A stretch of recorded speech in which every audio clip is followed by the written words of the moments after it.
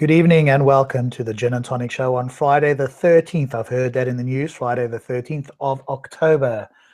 A warm welcome to my co-panelists for this evening so far, Stopspamming, and a gentleman that's joined us for the first time, although I have met him before, Pio, P-I-O, who describes himself as a Jewish atheist. And I'm sure we'll have a bit more of a conversation later in the show. But this evening's show is really about whether Islam is taken out of context by some non-Muslims. So we'll be discussing that, and we will be referring to a particular Muslim site that somebody sent me, and they go through some of the verses and explain why they're not the way some of us think they are. But before we do that, I'm just going to open it up to my panelists to say good evening, gentlemen. Please do share an evening. And Pierre, because people haven't heard of you, just like a 2-minute brief of who you are and what you want to share with the show so we know what's what. Yeah, hello, I'm Pio. I'm 50 years old, living in Germany, and as already mentioned, I'm an atheist and a Jew. And since, I don't know, 10 years, I'm following all kinds of atheist panels. And yes, and there are many things about Islamic religion I don't like, but there are many things that I think that people don't understand the Muslims, even if they think the religion is horrible. And I think there are bad things, but we have to talk with them about their religion. Yeah, I have the need to. So I don't know if I have to say. Yes, I agree. We do need to talk, and for those that want to talk, that's very important. That's what we're here for on the show, is to share our opinions and have. If Muslims want to join us, then again, there's an invitation to you. If you're a Muslim and you're listening and you want to join us, we had somebody last week. If he wants to join again, feel free to do so. Glass, if you're listening, just send me a message in the chat, and I will send you a link to friend me on Facebook. And then you can join. So thanks for that, Pierre. And Stops, good evening, sir. How are you? Hi, and I was joined as well. Great. Just as hi, everybody. I see a question. How can you be a Jew and atheist? Well, you can be a cultural Jew. So in other words, you know about the holidays, you know all the things, and you respect them sort of without necessarily believing that you can get any closer to God by doing so. So this is what you call a cultural Jew. Have I explained this correctly for you? I have before the show I told you already I'm joining from time to time the community, and I can even talk to the rabbi or the cantor and have a different opinions with him, but at the end of the day we will dance and have some drinks, so it's okay. It's not the strict believing in God what makes a Jew a Jew. Exactly. So you're not a practicing Orthodox Jew or something like this. You're just a cultural person who was brought up in that culture. Yes. Okay, I Something think that like explains this. it for people who had the question. Okay, I'm Stops, and I am not burdened by any kind of God belief. I've sort of thought about it because people have I don't know why in the past week have asked me what is it that I do in regards to Islam. And I said, well, there's three things that we need to do. Number one is education, two is education, three is education. But number one is actually telling people the difference, but that we need to criticize Islam, the ideology, not Muslims, the people. Because in a lot of times, I feel sorry for Muslims because they are brought up, because this is, Pio, you brought this up, because they are brought up in the culture and they are being taught they are not allowed to question this. And this is why they are part and parcel of this. Second thing that we need to do, we need to show people what the difference is between the different versions of Islam, the different versions of a Muslim, that there is no such thing as the Islam and the Muslim, that it's all down to interpretation. And the third thing is that it's very important that we get this across, that Islam is actually more of an ideology, it's more of a political ideology. And then only second comes the spiritual part, because in the Quran, in a lot of the stuff, it's all about the people, how they live together, how they coexist, who does what to whom in what order, and so on. So this is something that I always go and explain to people. No, I don't get tired talking about it. I think this is one of the most important things, other than this dangerous clown in the US, that we have today, and Islam is affecting everybody. I mean, I see this every single day, that freedom of speech is being undermined totally, totally, totally. Now, there's a guy who's in Spain who's supposed to be given to the Turkish authorities, who are being more and more dominated by Islam, and they say that he has done something wrong, so they want to kill him. It's terrible. This is what we are looking at, and I think we need to educate people on what Islam is, not through hatred, not through throwing insults, not through that. I don't think that's the right way. I think what we're doing here is exactly the right, through facts, just talking to people, explaining the differences, explaining the things, and that's what we're doing. Yep, I couldn't agree more. It's all about having a conversation. People are making claims. We are critiquing those claims, particularly metaphysical and supernatural claims. And they have beliefs, and beliefs have consequences. And as you quite rightly point out, they affect us in the real world. And so we are seeing these effects, and not all Muslims, and you are quite right, and I'm very clear on that as well. We're critiquing an ideology, and I will most often say some or most Muslims. I will never say all Muslims, unless, of course, it refers to all Muslims believing in Allah, for example. You couldn't be a Muslim and not believe in Allah and Muhammad as the messenger, etc. But in general, when we're critiquing, we're not pointing, because I know many Muslims who don't follow it, who would be, for all intents and purposes, secular humanists, people who just, use the label Muslim, but really don't follow the book at all. At this point, I just want to welcome in Abu. Good evening, sir. How are you? Good evening. I'm fine. Fantastic. So what we'll do first is I will just go through a few crazy comments, as we always do at the beginning, and then I'll bring up the website and we'll go through it, and we'll get comments from all of you guys.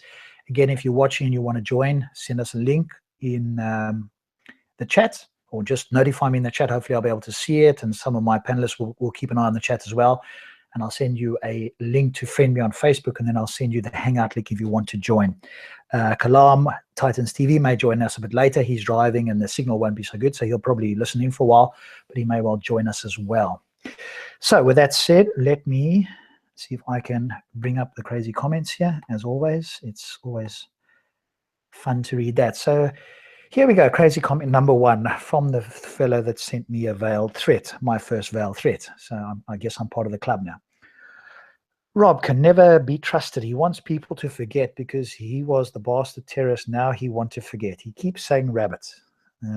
He ain't changed, but he wants to be accepted to you black guys in the park. Now he says he's changed, but he is a snake. Now he talks on Muslims, the Islamophobe. Fucking two-faced. That's what you can't trust him for anything. I hope his mom and dad are burning and are slaves in the grave, calling other immigrants now when his ancestors went and stole what they got. They are living off stolen goods. Low-life white people never went to be the things they call others, but they are the worst. Terrorists, illegal immigrants, racial prejudice, rapists, and everything you can think of. They have no right to talk. This is what Rob wants people to believe in his religion. I've got to love that. And talks about Islam, that it's wrong. Islam ain't done nothing. His natural evolution crap has done every time. He wrongs his dirty pig looking low-life self to the park to talking makes me laugh. Lost cause. This was what he got out of his life, taking handouts of others' tables. A shitty YouTube program which kids do. He has nothing else to show, and in the end he will die a bum. I hope you meet what you don't want in the grave so that you can be a full-time loser. Disgraceful people. Disgraceful people.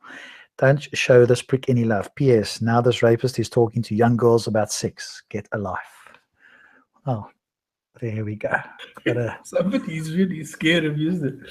Oh, by the way, there's a reference here which maybe not everybody knows. To meet what you find in the grave refers to the stories what people. This is so funny. That you get bitten by scorpions and snakes when you're in the grave. I'm not sure. No, I think this video has disappeared. I used to have this as well, because there was a video. I thought, this is so funny what this guy's on. a video made about the grave, and shit, I forgot the name, when he was under the table waving the white flag and saying he couldn't handle this anymore, the things that you handle. So there are huge stories about this, and it's really hilarious if you can find this. I think they also believe that you are somehow caught in a grave when you go to the grave, because there was a story with his aunt from Muhammad, where he lays with her down in the grave, and the reason why he did it is to make her lying well or something. Was she dead? She was dead at this stage, right? Yes.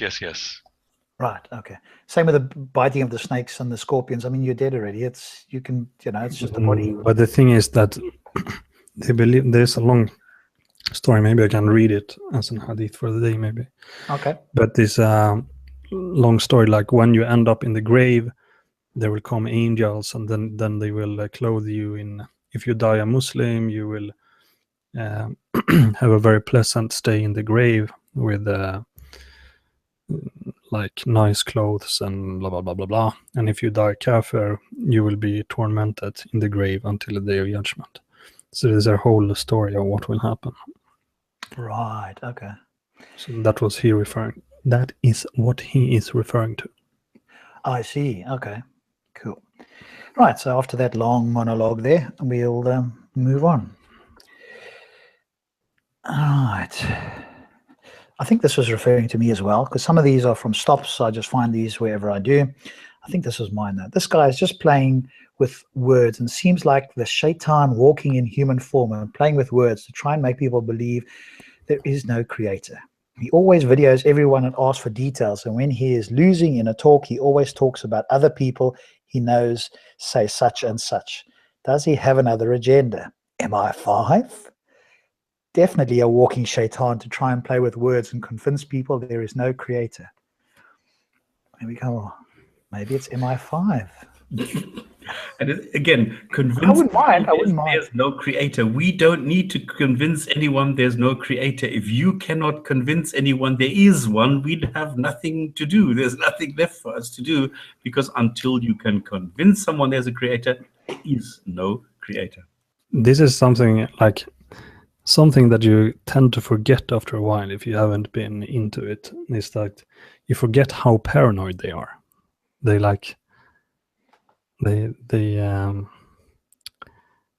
see kind of conspiracies in everything.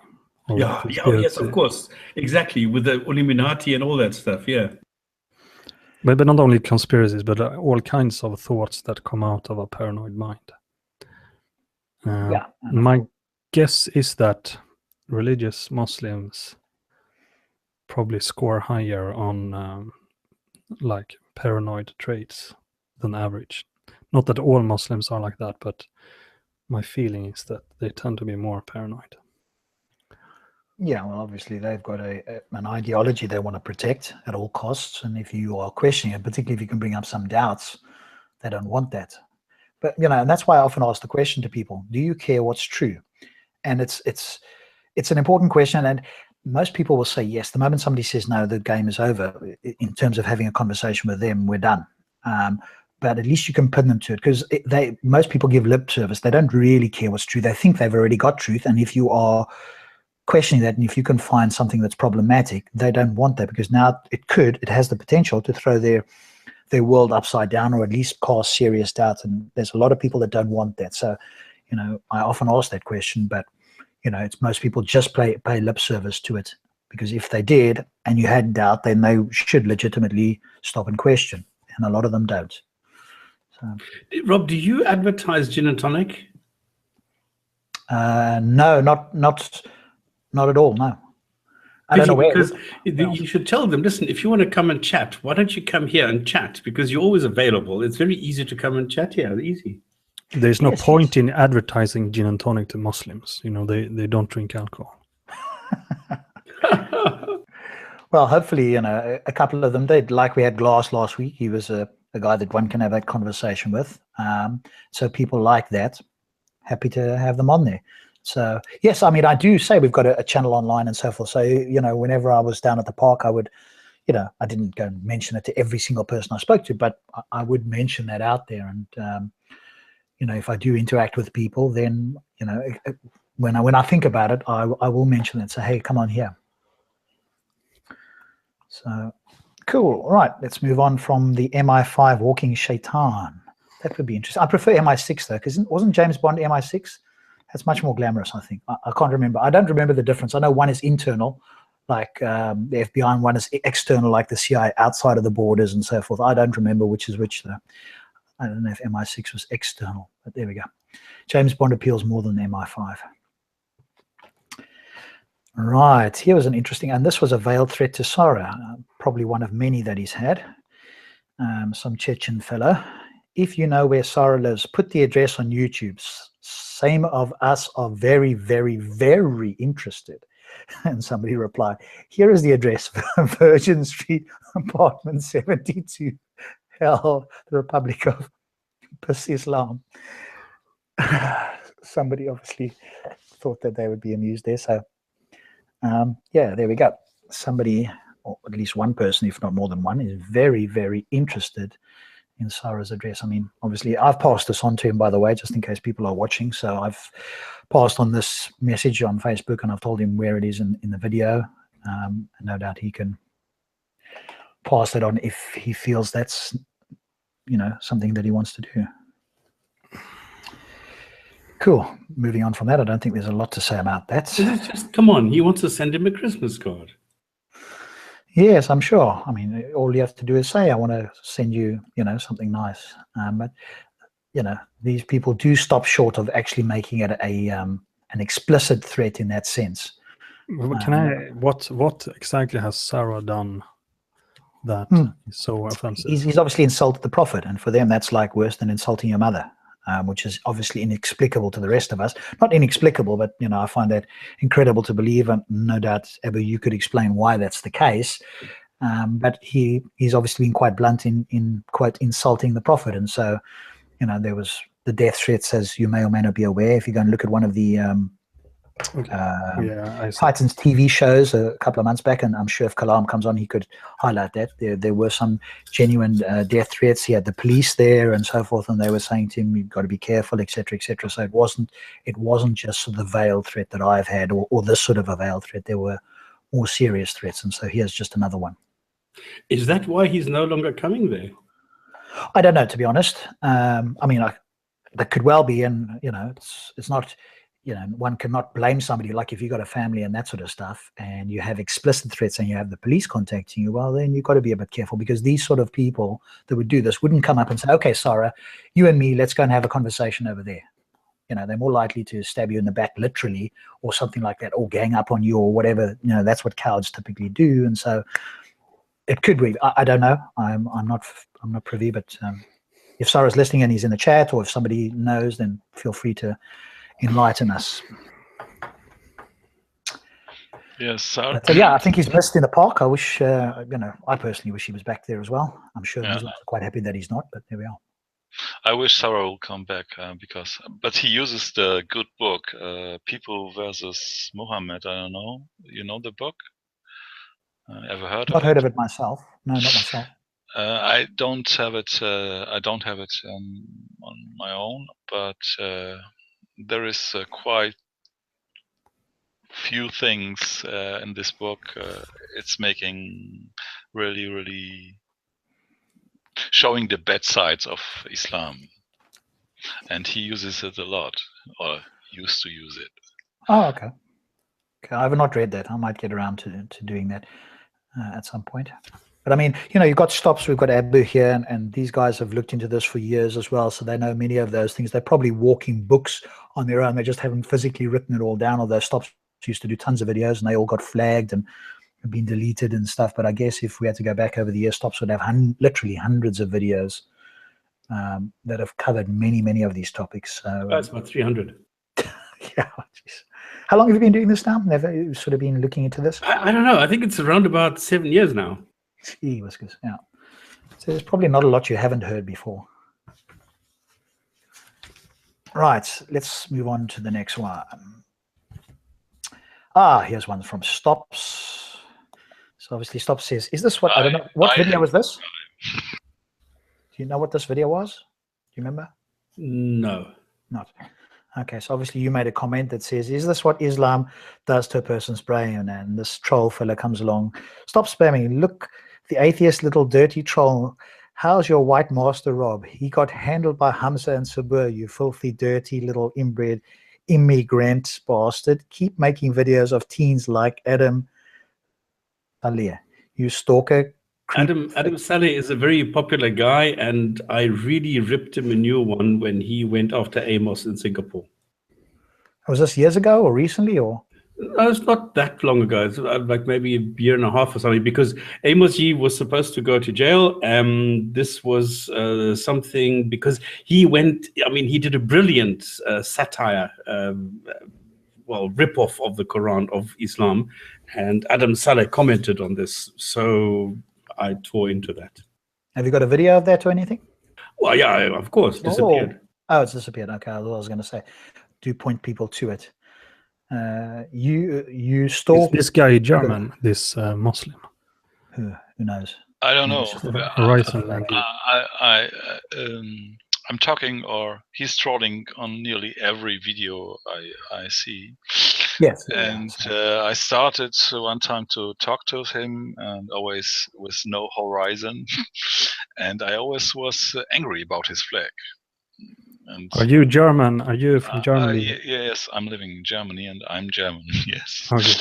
Now, and I was very angry about this guy because it looks like the Germans are racist, but he is not the one who represents us. No, and I think people are well aware that you can have any avatar you want and say whatever you want to say, and so he seems to be sort of a semi-professional troll. But anyway, I don't think he's German either, because the stalker creep faggot is not typical German English. Yeah.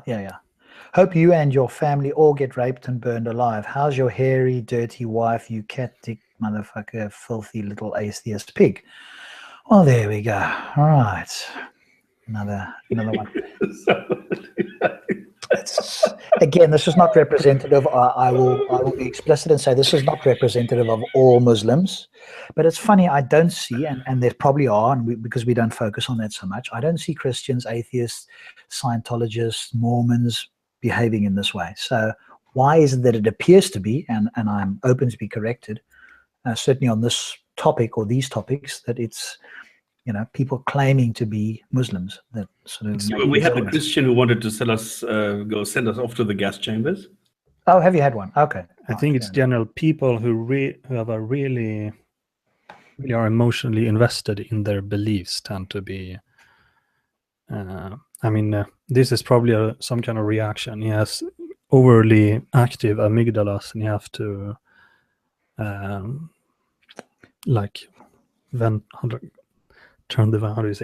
he has to get it out somehow.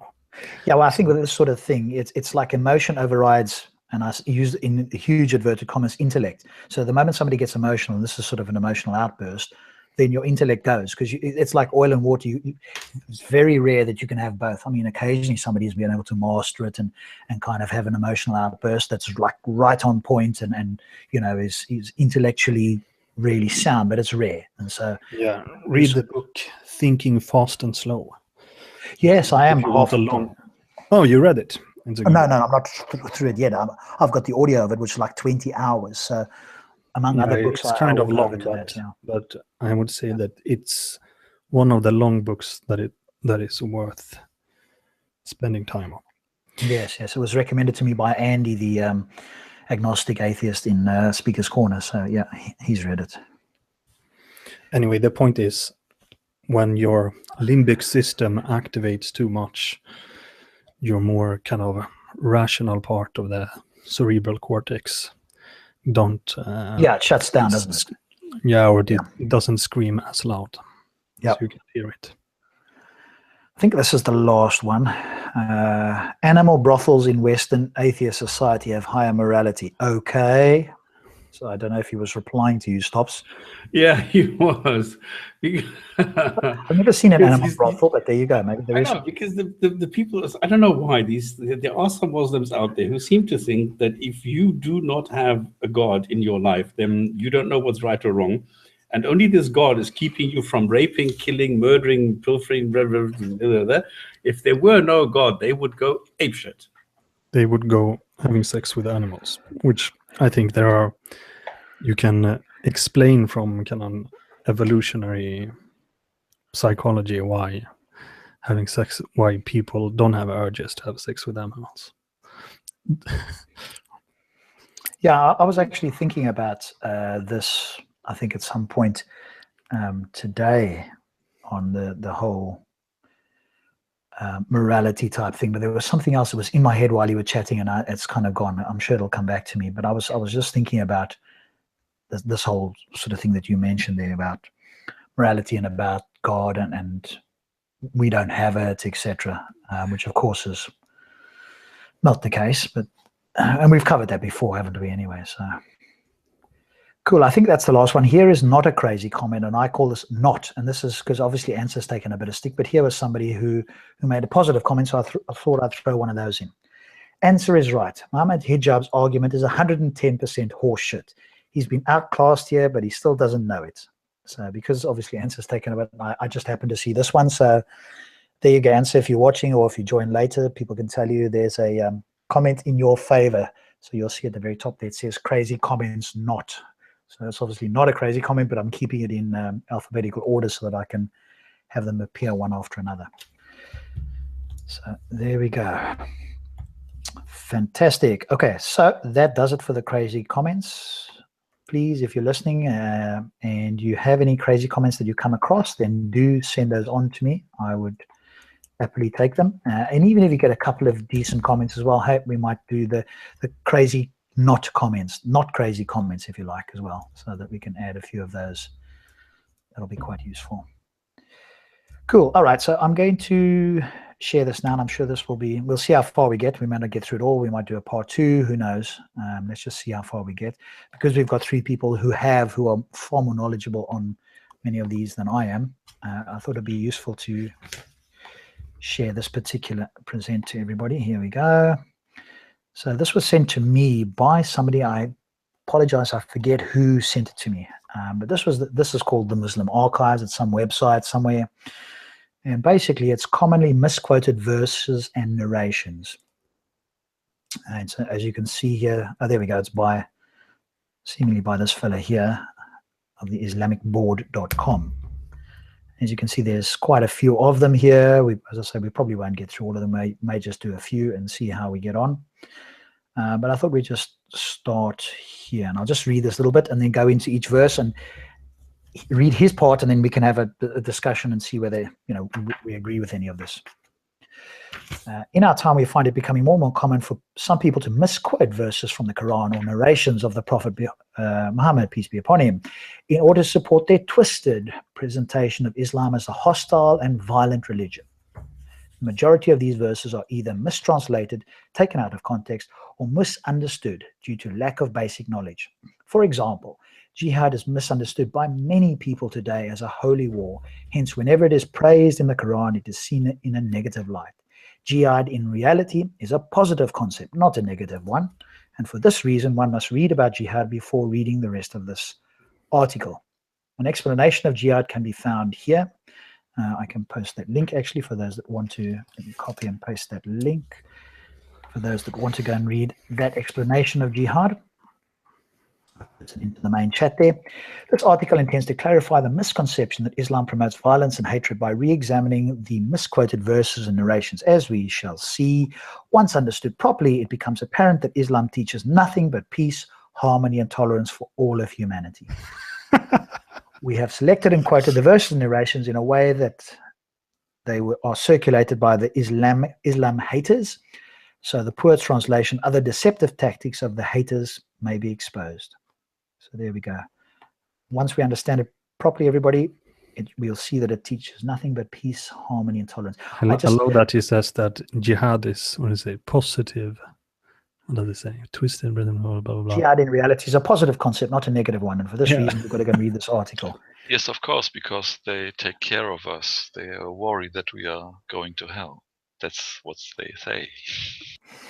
Yes, so they say. But, for whatever reason, we've all been under the misapprehension that there's some violence, etc., in Islam. But once we understand it properly, quote unquote, it'll become apparent that it's nothing but peace, harmony.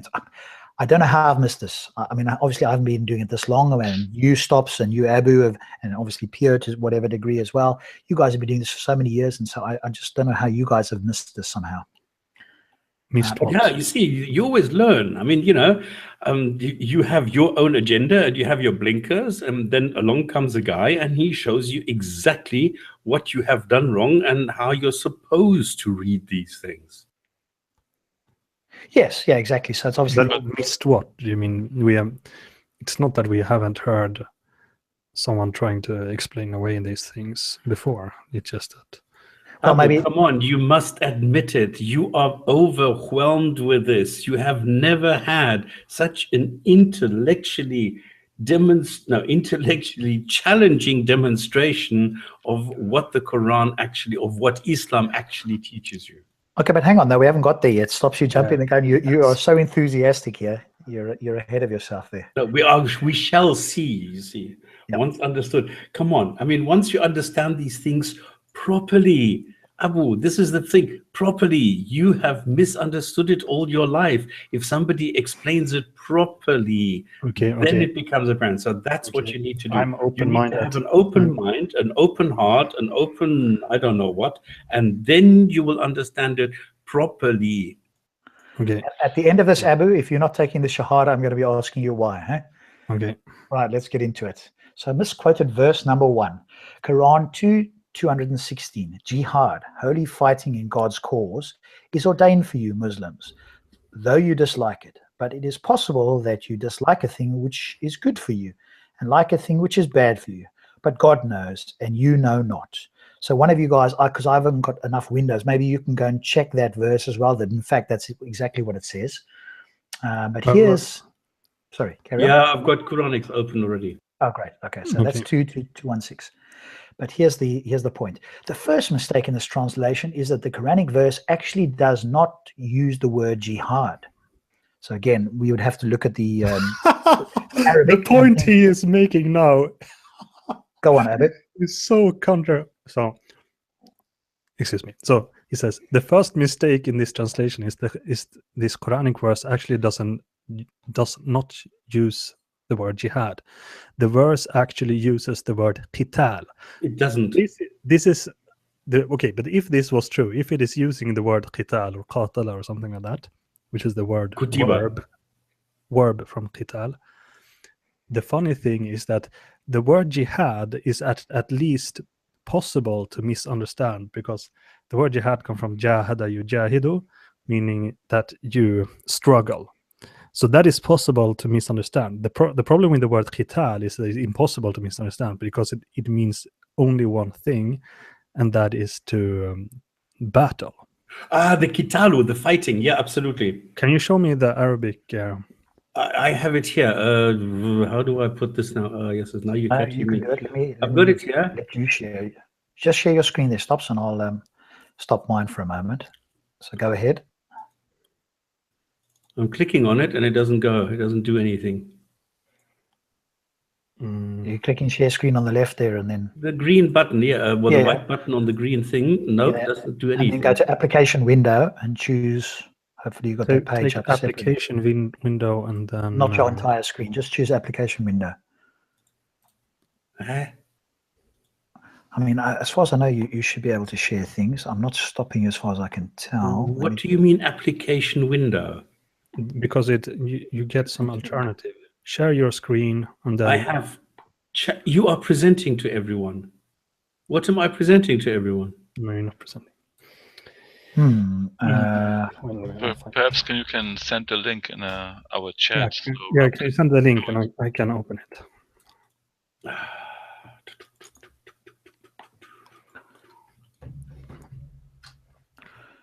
There you go.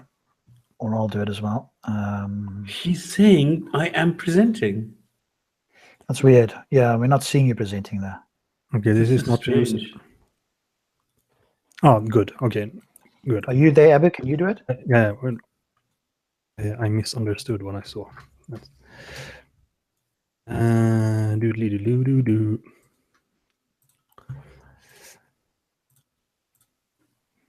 There. Can you see it now? There we go. Okay. Yeah, you are presenting Okay, to so that's everybody. Yeah. Just make it wider because we can't see part of it. It's cut off there on the right-hand side. There we go. That's a bit better. Okay, can you see me pointing now? Yeah, yeah. Just move your mouse slowly, otherwise it disappears. Okay, so first this is kutiba, meaning it's like it's the same word as kitab, meaning writing or book. Alaykum, on you. Al-qital. So the word qital is here.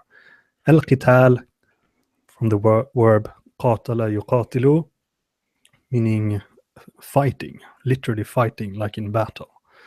It's not fighting like in a street fight, it's fighting in battle.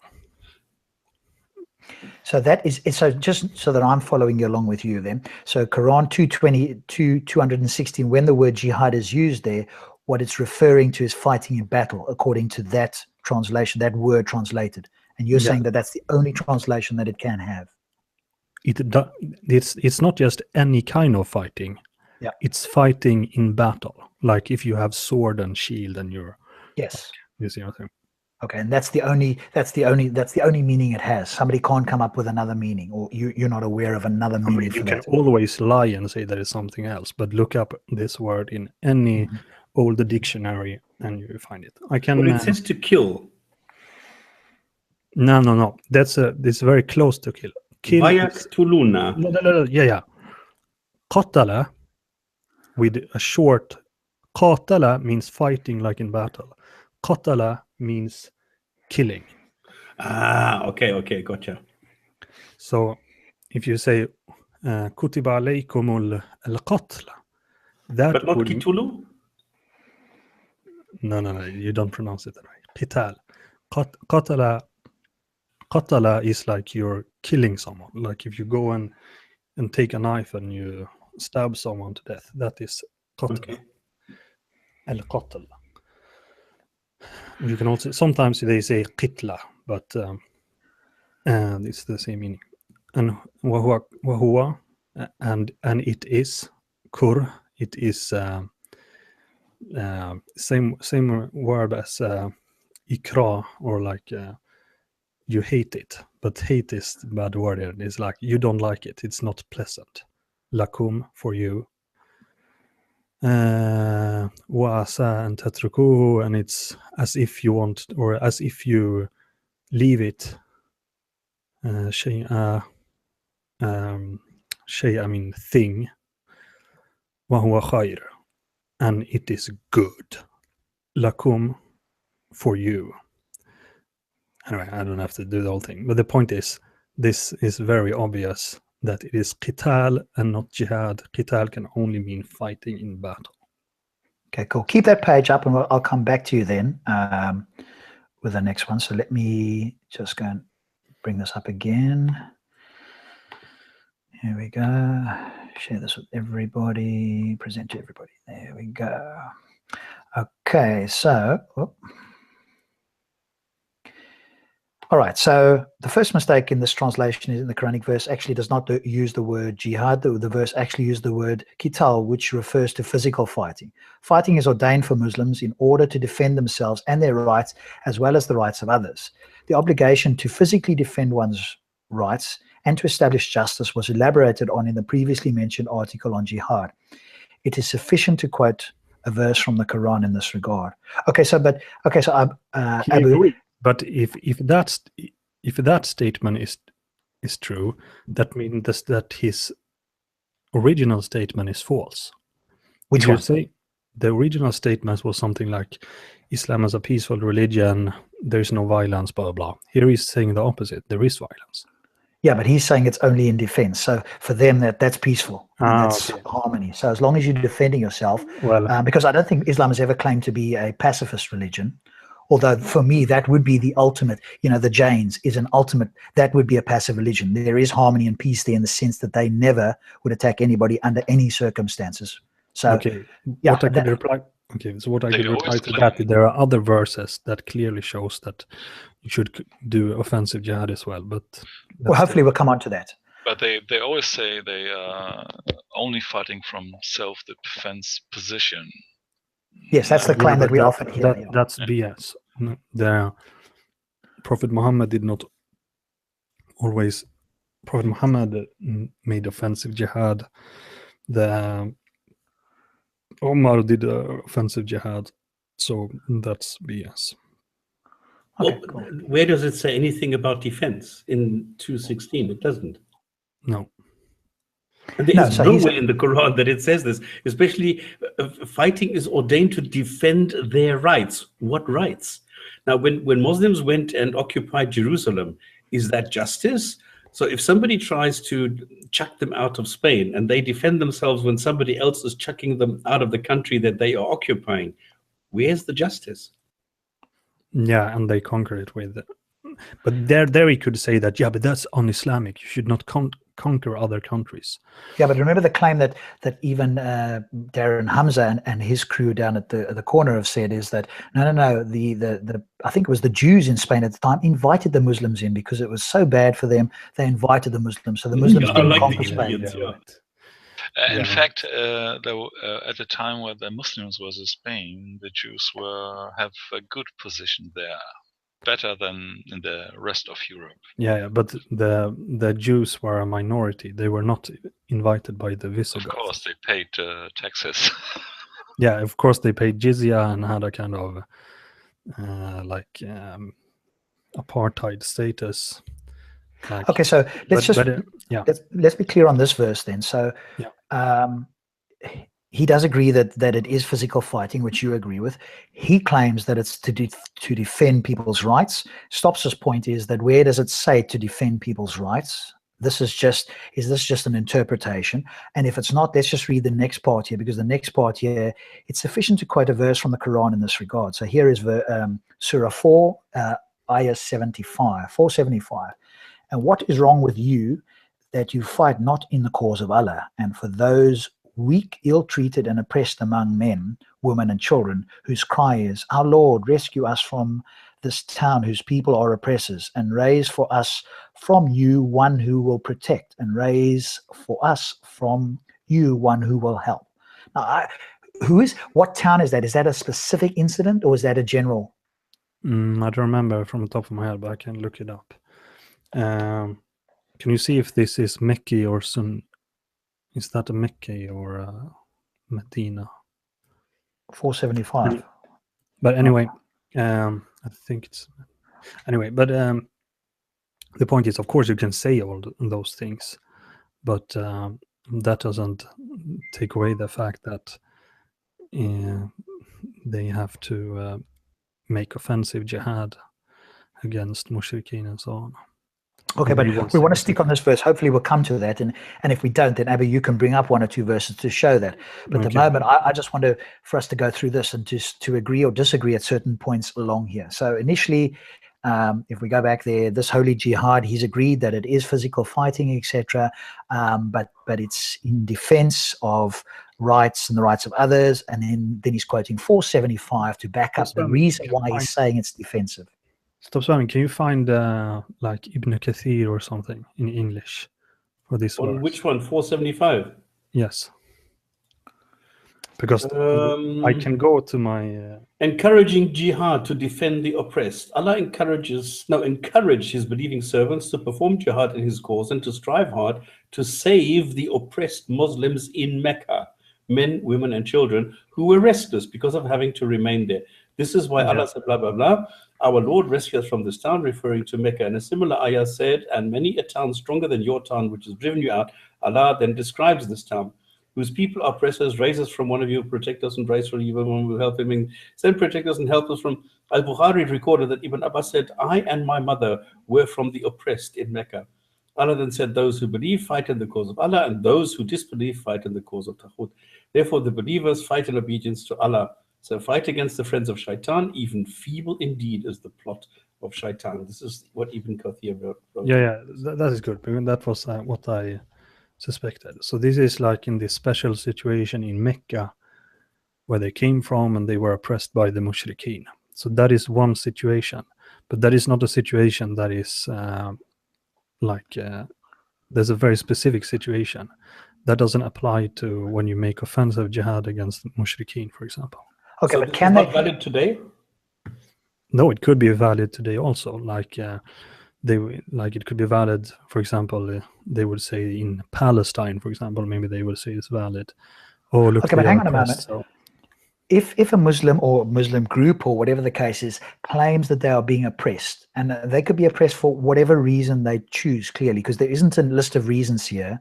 If they claim to be oppressed, then surely they could use that to, quote, defend themselves. And if defense means I have to go somewhere else to defend against the attackers who are not even in my country, then they could press that into service, surely. Exactly. they That's can the use point. this for when like in Palestine, for example, it's a good example, or maybe even the France, Taliban, the UK, the maybe US, you name it. Nah, because the problem is that is in Darul Kufr, so it's like in the dwelling place of Kufr. But for example, in Afghanistan, maybe they can say, "Oh, look at these bad Americans! They are coming here. We are oppressed, so we have the right to defend ourselves." But this is only one thing.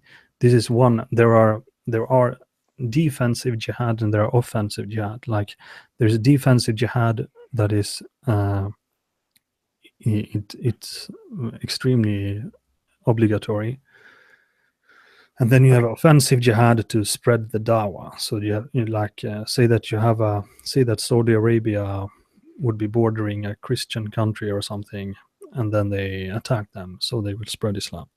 That's another thing, but this is like special situation that maybe you can apply this to. Yeah, but it's a special situation for that particular time in Mecca, but people can still use it today.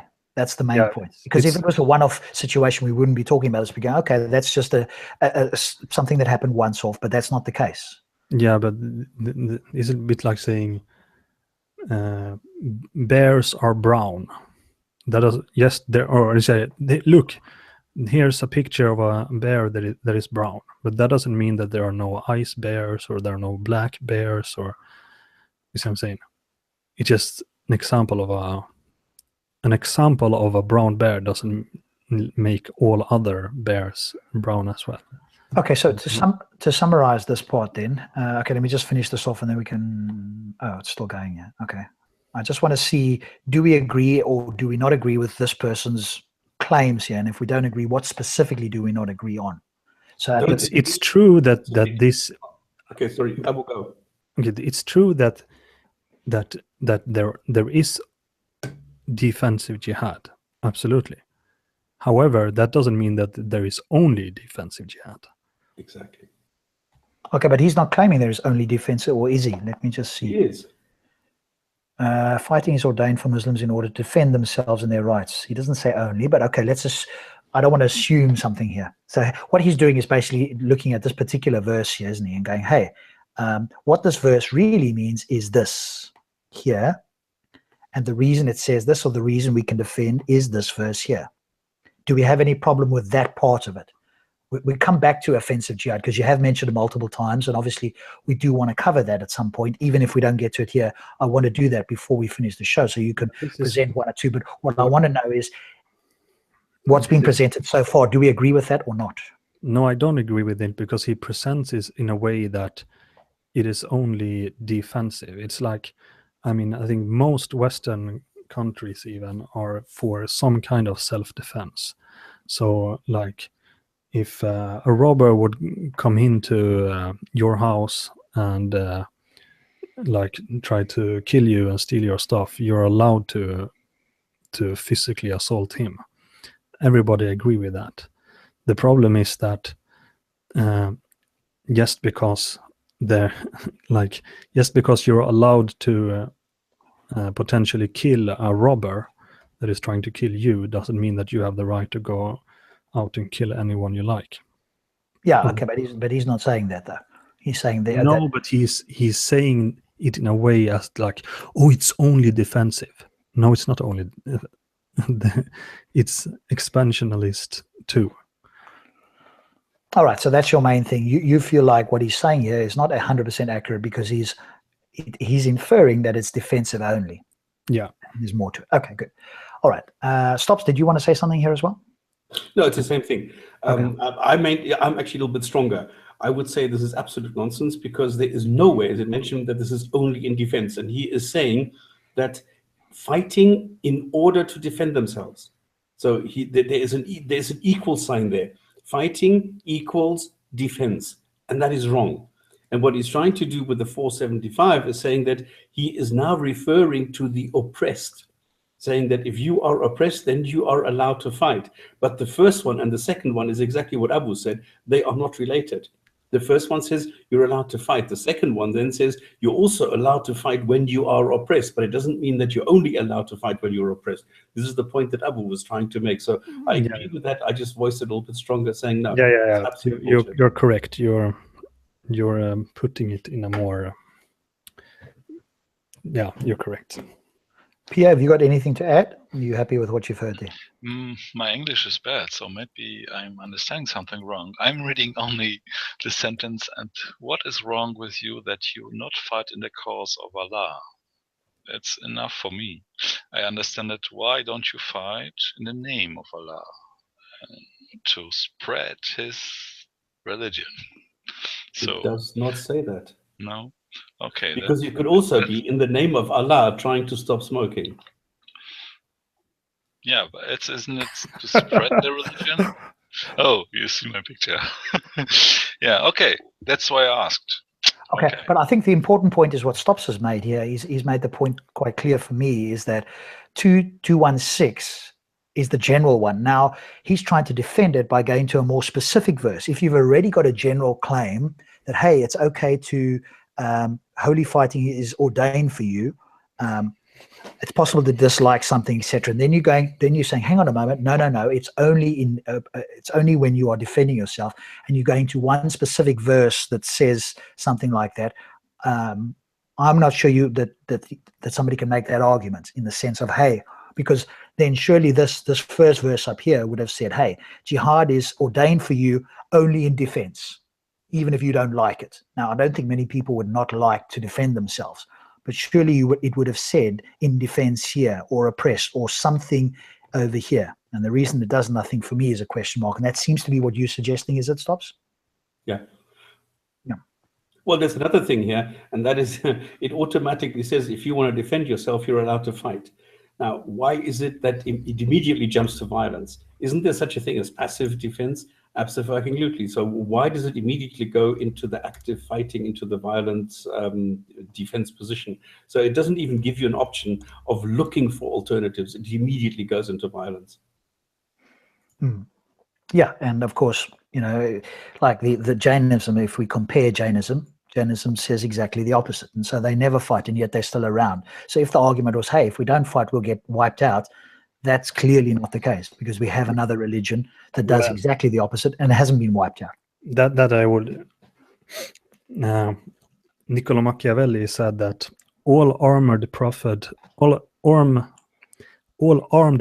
have conquered, and all unarmed prophets have been defeated, or something like that. That's clearly not true, is it? Yeah, but like, let's face it, one of the main reasons why Islam is a much larger religion than Jainism is because Jainism is a religion without the sword, and Islam is a religion with a sword. Yeah, but even if you compare Jesus with Muhammad, Jesus was going around fighting. But remember, when did Christianity when did it take off? It took off when a certain Roman later emperor decided that it was through the Roman sword that Christianity became a world religion. Sure. Without it wouldn't have been it. So it was before that point, it was a obscure thing. But when a certain Roman dude used his military power to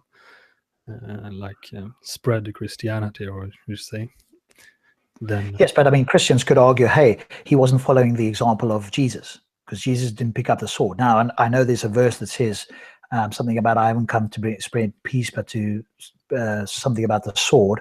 But I think And sell your cloak and buy a sword I and agree with sword. that. I agree with that. But here he was arguing without, if we hadn't defended us with a sword or defend the religion, then it wouldn't spread. So pragmatically, if you look at even Christianity, without the sword, Christianity would not be the world religion it is today.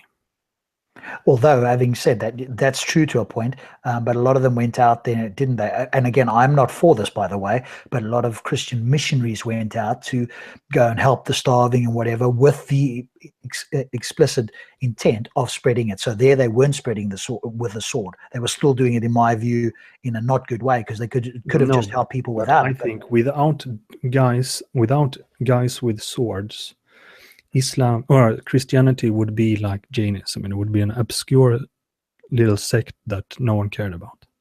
Oh, I don't know.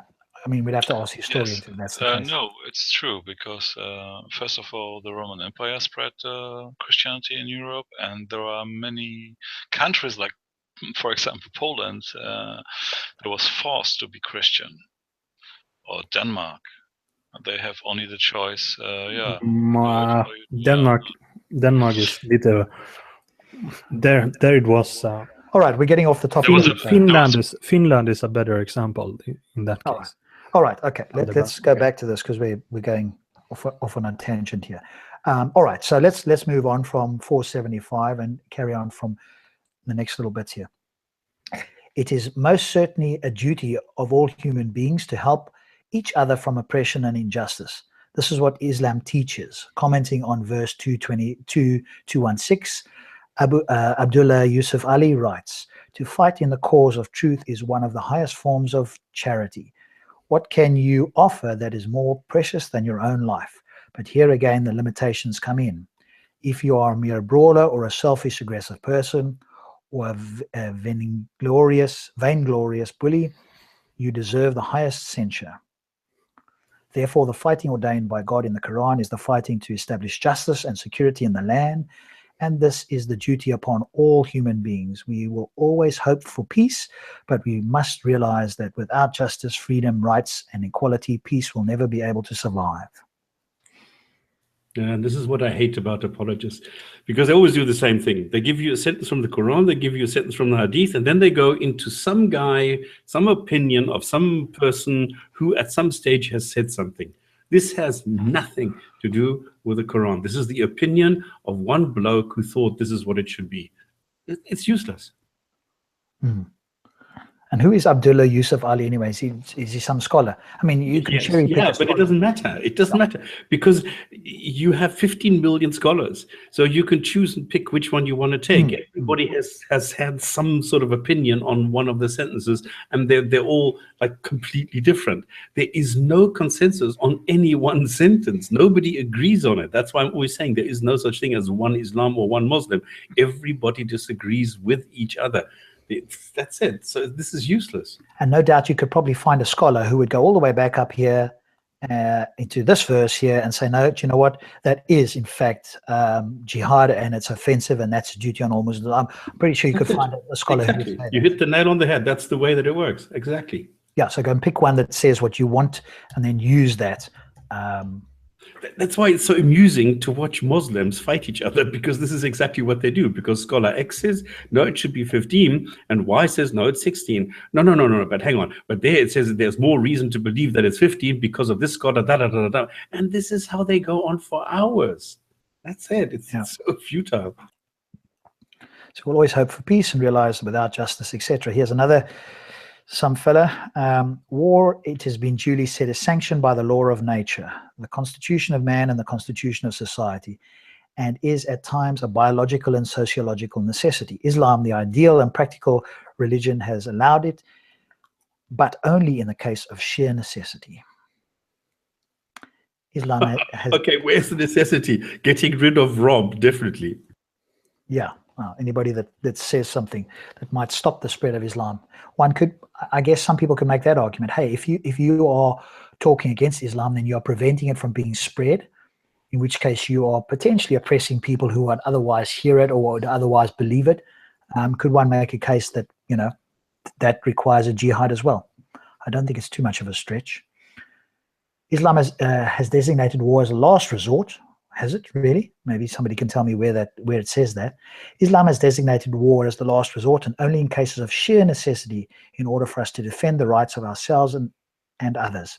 Also, the picture becomes even more clear when we take into account considerable the historical context of the revelation. Abdul Yusuf Ali goes on to explain the historical context in his commentary on the verse. Intolerance and persecution of the pagan clique in Mecca caused untold hardships to the holy messenger of Islam and his early disciples. They bore all the meekness and long-suffering patience until the Holy One permitted them to take up arms in self-defense. In light of the above quote, it becomes apparent that fighting has been especially ordained in conditions of severe persecution and hardship. Consequently, the Muslims are required to defend themselves from oppression and establish justice. To abstain from helping those under oppression is cowardice. And this fellow explains it again there, so I won't go read that one. The commentary on this verse makes it clear that the Muslims have always understood this verse as a legal right to defend one's rights from the forces of oppression, but never to transgress limits in defense. Verdict, absolute total bullshit. I mean, just look at reality. Is that the case? Has never a Muslim set foot in another land in a let's say aggressive manner? Come on. Yeah, they didn't wander over and say, "Hey, we want to share with you the truth. We want to do dawah like we're doing in Speaker's Corner," for example. Clearly, that's not the case. I mean, I think that a lot of people want that to be the case. And then, like you've pointed out, then the apologists come in with, hey, but that's the way it would be or should be, or, these guys have misunderstood it or whatever the case is. But hey, if I and my guys that really understood it, could impose it, well, then none of this would happen. By the way, he's referring to chapter 2, sentence 217, which says to fight in that month is a great sin, but a greater sin in the eyes of God is to hinder people from the way of God and to not believe in him. Goodness, that's a worse sin. This is, it's so great to be able to go to, in the 21st century, to go to the sources and show people what idiotic way of reasoning this is. Good. Okay, I think you've sort of hit the nail on the head there, Stops, with your verdict there. Here's misquoted verse number 2. I'm going to need a loo break in a moment, so I've put this into the chat. Stops, could I ask you to, I don't know if your sharing works. It doesn't work for some reason. Okay. I mean, there's no, you don't have any other permissions or anything that everybody else has got. You can present to everybody and everything else seems the same to everybody else, yeah? It's the browser, because I need to use a different browser, the one that I'm not normally using, and that's it. All right, Abu, I've put it into the chat there. Abu or Pio, can you bring up? Should I open this? Yeah, just open the Muslim archives and go to misquoted verse number 2. And as soon as you got that, let me know, and then I will. Misquoted verse number 2. I will stop sharing there so that I can give it to you. So there we go. Just scroll down now to where just a little bit there. Make it a bit bigger so we can see it. And then a little bit further down. Because misquoted verse number 2 will come in just a bit further down there. There we go. Yeah. Just magnify that a bit so we can all see it a bit clearer.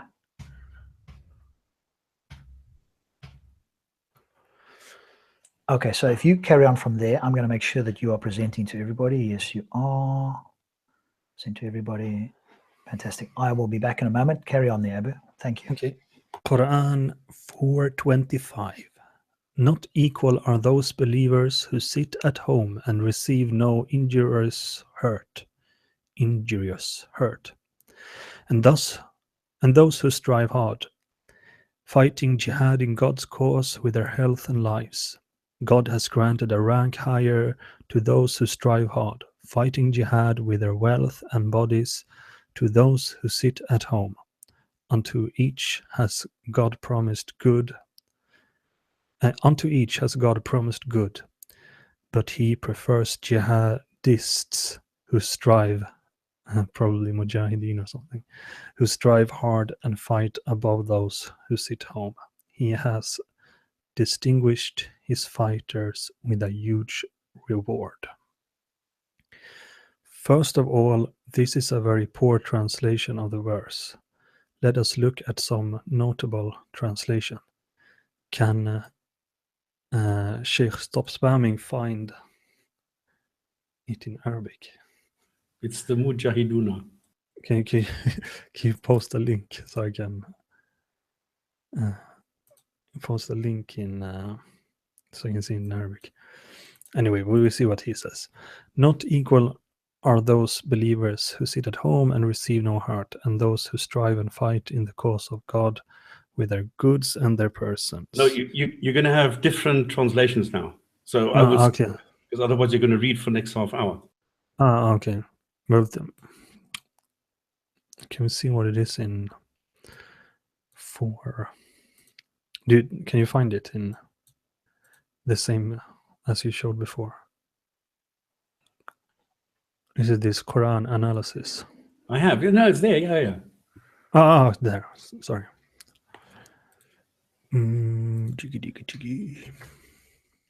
Just make it a bit smaller, Abu. I think I'm just there we go. Now we can see it. Is this the same? لا يستوي, they are not equal. القائدون من المؤمنين غير أولى الضرر والمجاهدون. Yeah, so the doers of jihad, المجاهدون في سبيل الله بأموالهم وأنفسهم فضل الله المجاهدين بأموالهم. I don't know. Anyway, the dudes that are يقومون, how do you say? Like they are doing jihad among the لا يستوي القائدون من المؤمنين. So the believers that are like staying at home, غير أولي الضرر, so they are not getting the same darar as the mujahidun fi sabilillah in God's path, بأموالهم وأنفسهم, by their wealth and their selves. فضل الله المجاهدين.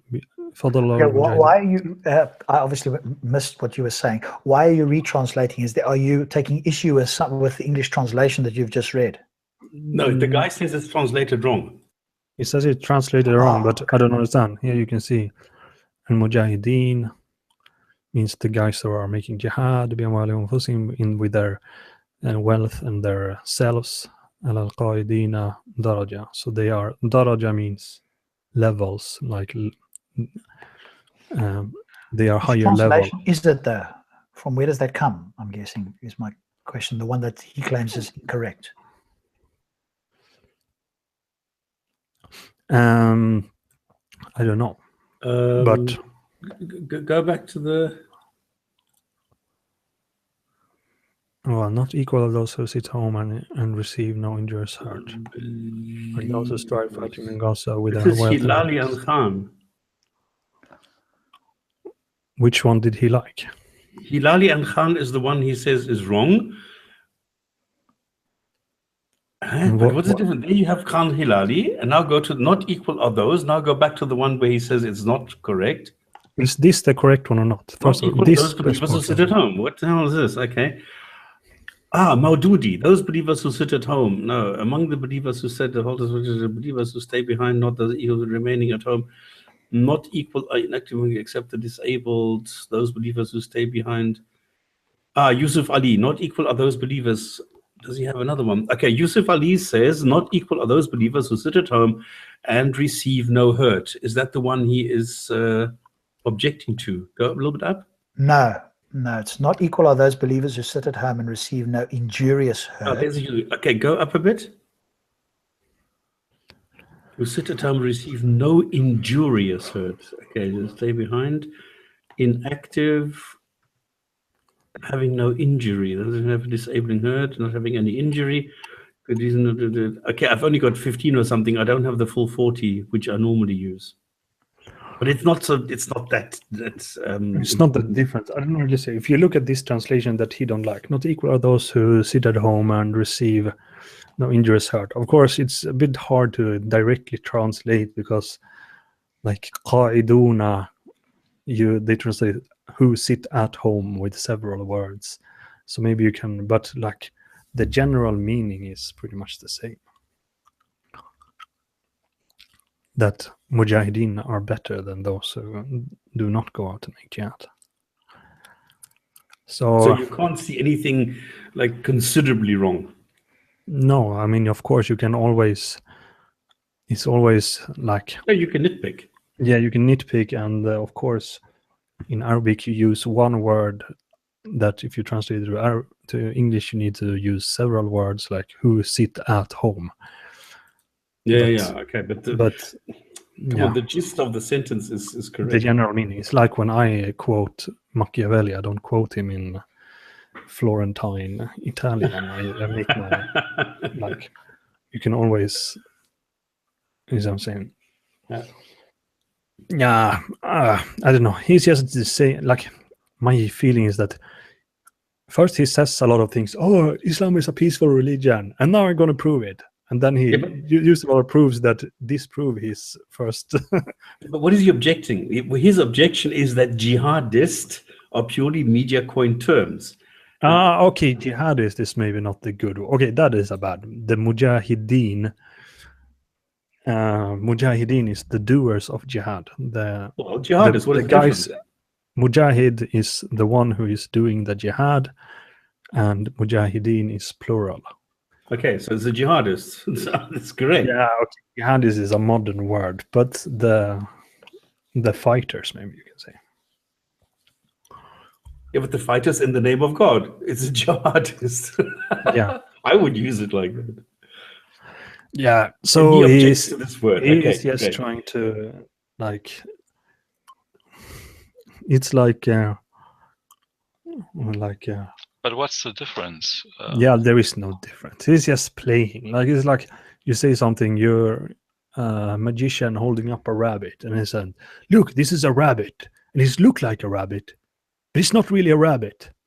And it clearly is a rabbit. And then he goes, why it's not a rabbit, and holding it up and say, look, it's not really a rabbit. It's more correct to say that it's a collection of various kind of molecular cells. And here you can see a hair, and here you can see a feet, and here, but we call that a rabbit too. Yeah, I think this is a bit technical as well. I'm not sure that this is getting that, it's not.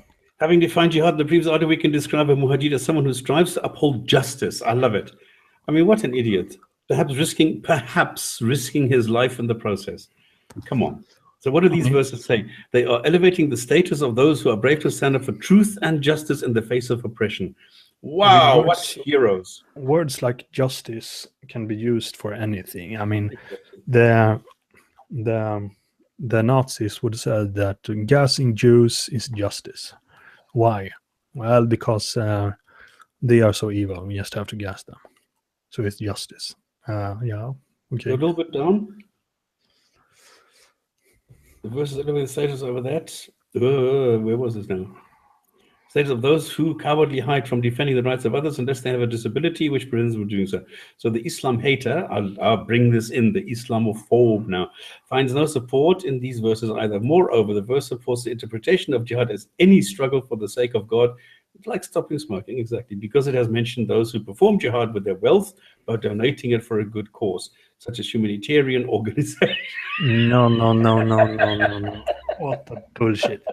The reason why you say بِأَمْوَالِهِمْ وَأَنفُسِهِمْ was because when you make warfare, you have to finance it. So if you finance it yourself, you buy the sword with your own money, and you buy the shield with your own money, and so on, and the war horse with your own money. That means you go out with your wealth and your. I even read that, I think, as a hadith some weeks ago, like the first days of Dhul Hijjah are the best, better than all kind of worship, blah blah, or something like that, except for the one who goes out with his wealth and himself and doesn't return with any of that. So giving money to a humanitarian organization is not jihad. That is a good thing too, maybe, but it has nothing to do with jihad. It's another like department. Okay, let's find, because I think some of these are quite nitpicky, as you say, and most Muslims don't, bring them up, or even non-believers don't often bring these particular ones up, although maybe some do. Abu, can you have a look at the list there and see if there's a couple of the ones that people would have heard of before, and let's see what their response is, and then obviously our response to their response. So if you're looking down the list there at the very top, is there, verse 3, or should I go to the next one? among the believers are men having fulfilled their covenants. I have a question. Doesn't it's to clarify it for me? Does it mean that those people who are really fighting with this word or whatsoever and lose their lives, they get a better better things or more things? Yes, there are levels. Than those who are not, they are spending only money or something like this, or sitting at home. No, you said two things. First, in paradise there are levels. So the better you are, the higher level you're going to get. So like the prophets will have the highest level. Jannatul Firdaus. Jannatul Firdaus al-A'la, the highest Firdaus paradise. So if you're a really good mujahid and all that, you might get a very high level in paradise. When it comes to giving money to poor people and so on, that is also a good thing, but it's in another department. It's not the same thing as jihad. Yeah, so it's clearly says if you fight, if you sacrifice your life for the religion, you are better than those who are not doing this, who Yes. make a peaceful fight. So now we can understand. But why there are other ways you can become a martyr also because so for example, if an alim goes to a Muslim ruler, but a Muslim ruler that is dhalim, is like doing bad things, he's maybe not ruling with God's Sharia, and he says that to the ruler, and then the ruler kills him, so he is also a martyr. Okay.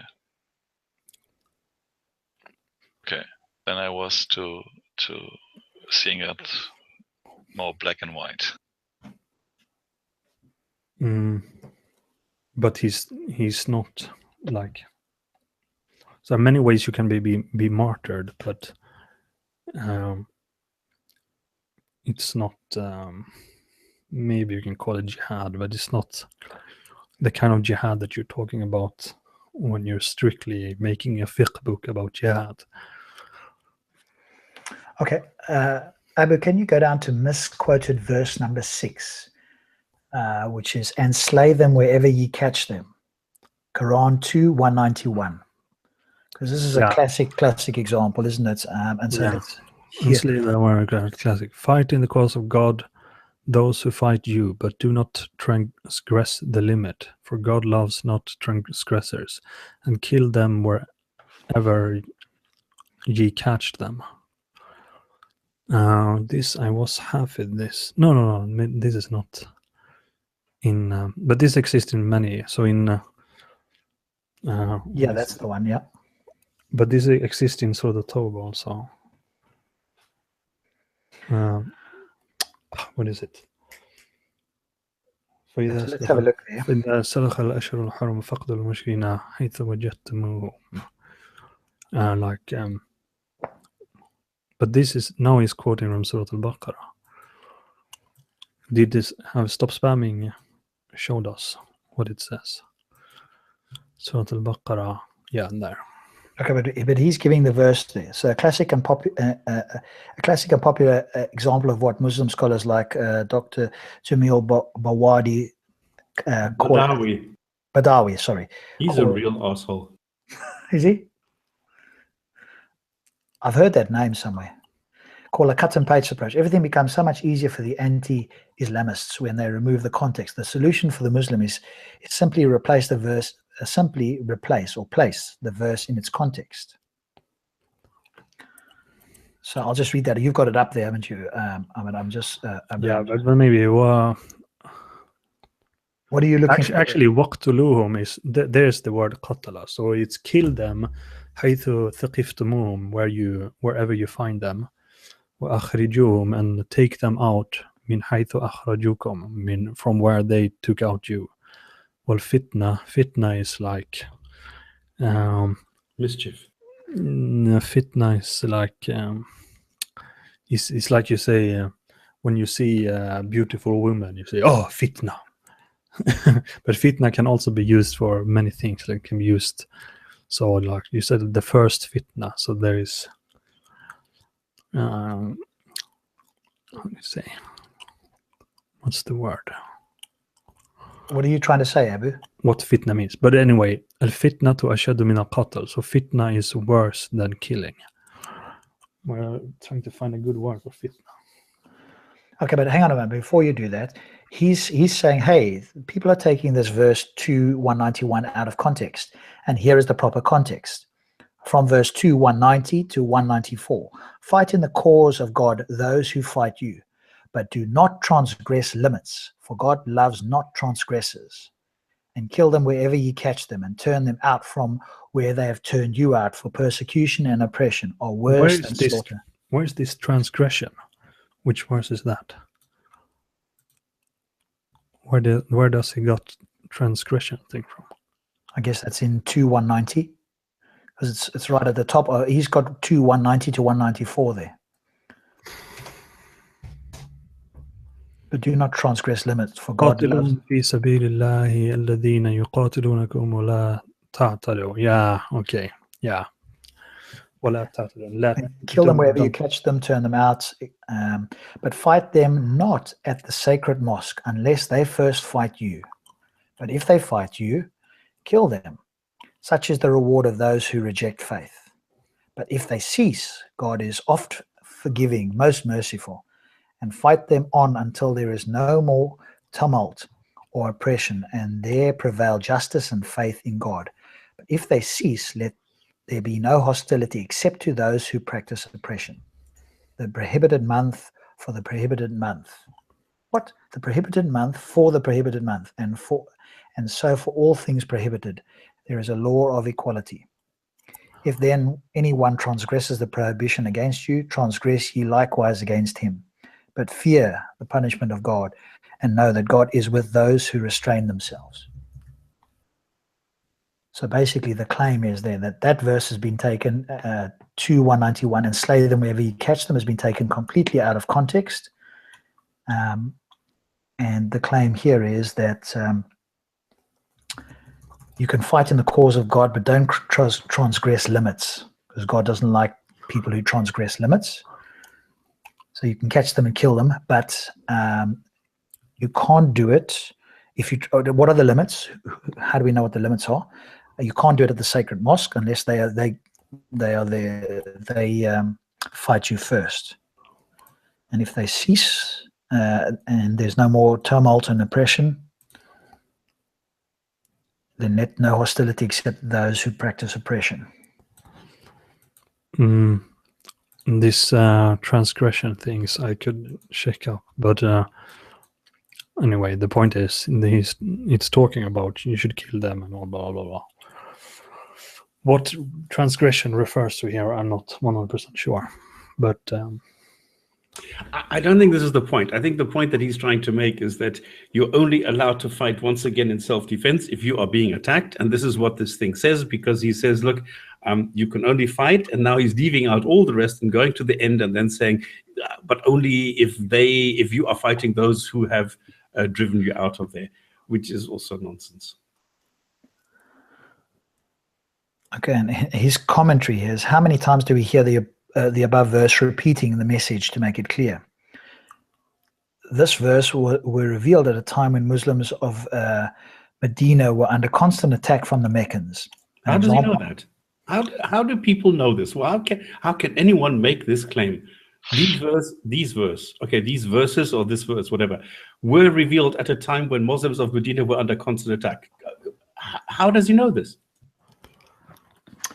No idea. You're asking me. But doesn't it say it's wherever and not whenever? I mean, it doesn't say about any time specifically. Yes. If you know what I mean. حيث ثقفتموهم, like, yeah, exactly. It's not a time word, it's a place word. So what does that mean? Sorry, I'm like, it's not in time, it's in place, wherever you find it. Because not whenever.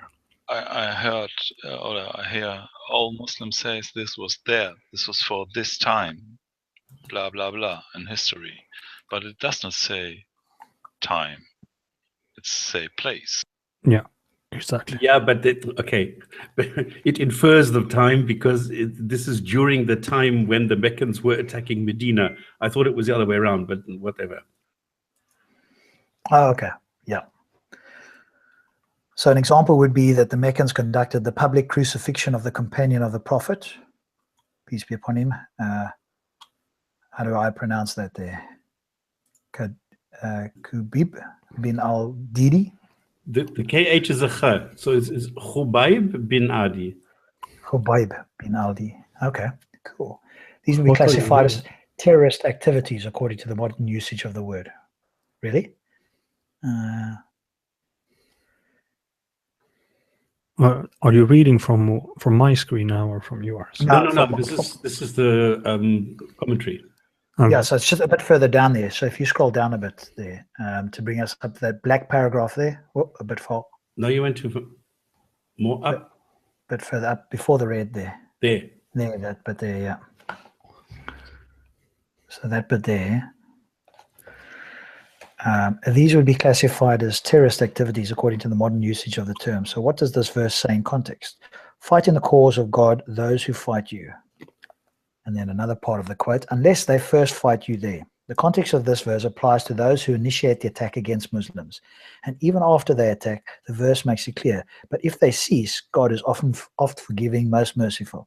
And it makes clear that the purpose of what Muslims fight them on until there is no more tumult or oppression, and there prevail justice and faith in God. It is the duty of Muslims to defend humanity from oppression and persecution and to establish justice. Yeah, but this is what they said. That the verse doesn't say anything about. This is how he's playing this.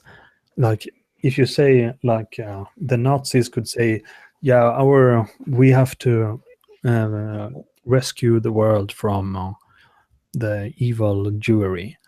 Like, so we are fighting for justice in the world. Yeah, but it's not like. It's not like it's only when you are attacked first you can fight back. This is he's playing it. Okay, but the other point here is that who decides what's justice? Yeah, I mean, that's what I mean. Like, even the Nazis thought their cause was just.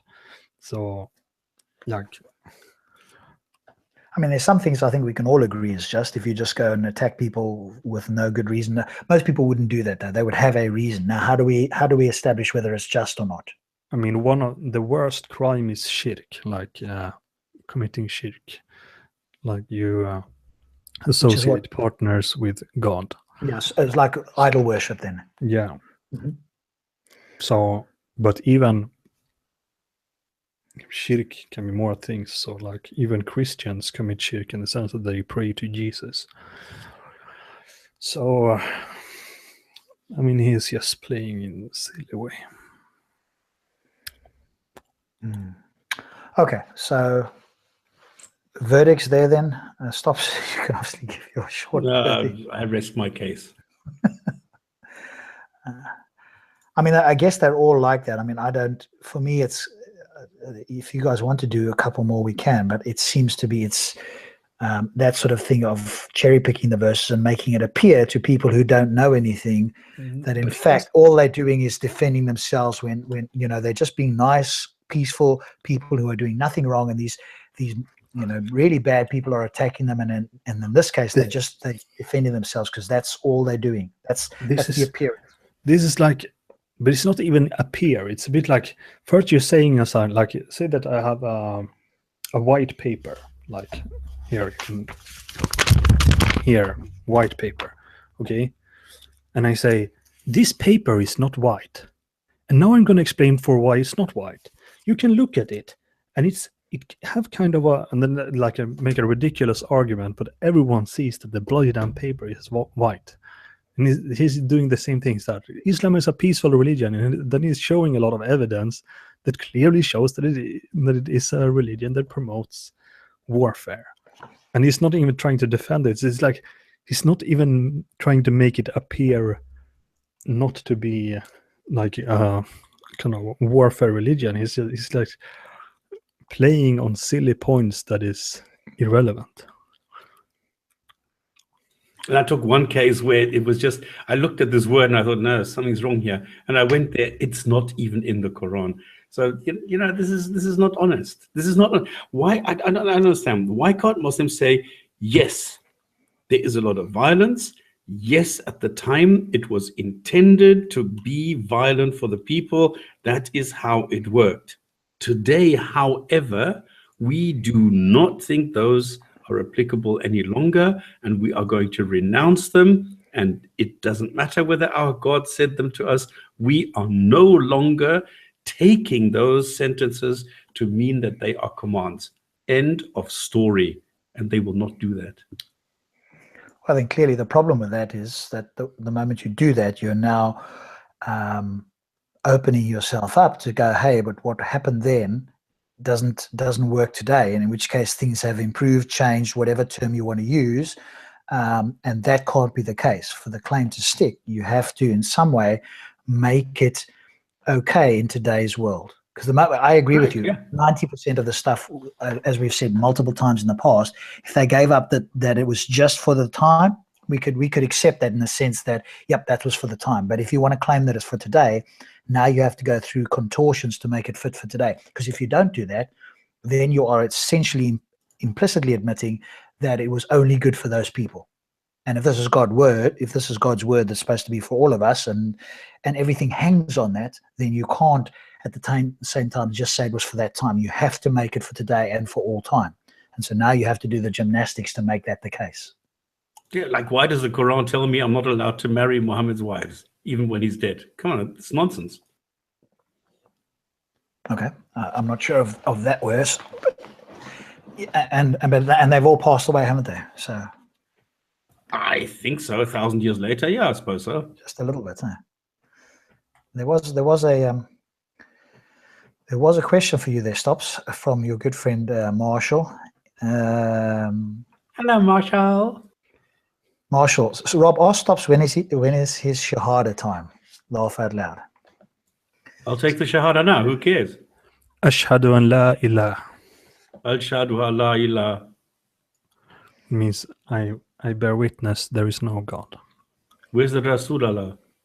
Again, just so this is a quick no invitation. If you're watching and you want to join here, join the show, then just send me a message here on the chat, maybe in capital letters so I can get it, or put @Speaker's Corner so that I can see it in the chat. And if you want a link that you want to come and join us and tell us why Islam is peaceful, harmonious, and just what was the exact words? They let me not get it out of context here.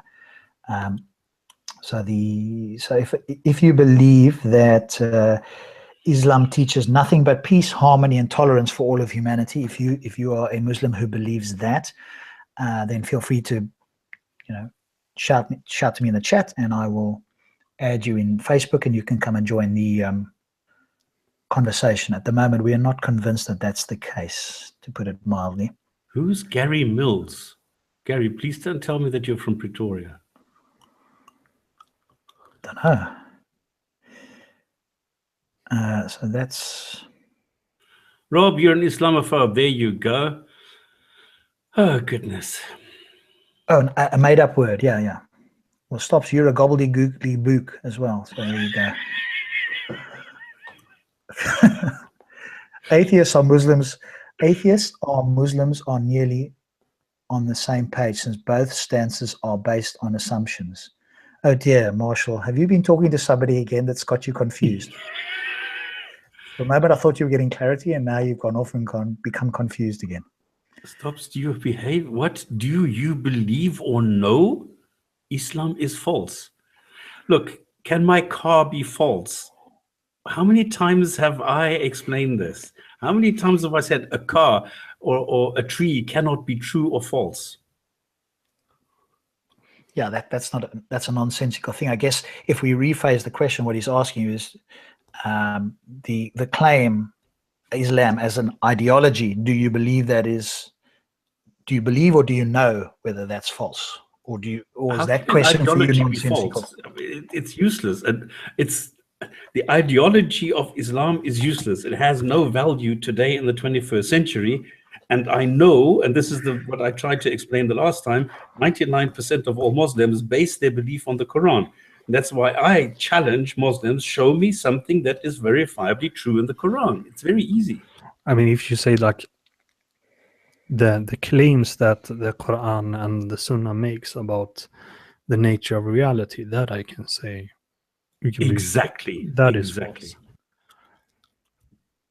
So maybe that's what he means. Who does? Marshall. Yeah, but he's obviously confused in the sense that he's saying atheists and Muslims nearly are on the same page, and both stances are based on assumptions. I think he's been reading Tortz's book or something like that about this whole thing that there's beliefs. So remember the difference again. We've said this many times, and I'm sure Pio, you can join in here as well. The atheist claim is the rejection of the theist claim. Well, most atheists that I'm aware of don't say we know God does not exist. Stops won't even go as far as saying I believe God does not exist. I would say I believe God does not exist, but I think all of us would agree that we reject the theist claim that God exists. We're rejecting that claim. That does not mean... No. Stops will, but not the atheist. Remember, I made a video why I am absolutely 100% sure that there's no God. But this is me as a person, not as an atheist. This is always the difference. I am here as an atheist. I'm not here as a person. The atheist is the only claim is only there is no enough evidence to believe in God. That's all. There's no good reason. There's no good reason to believe a God exists.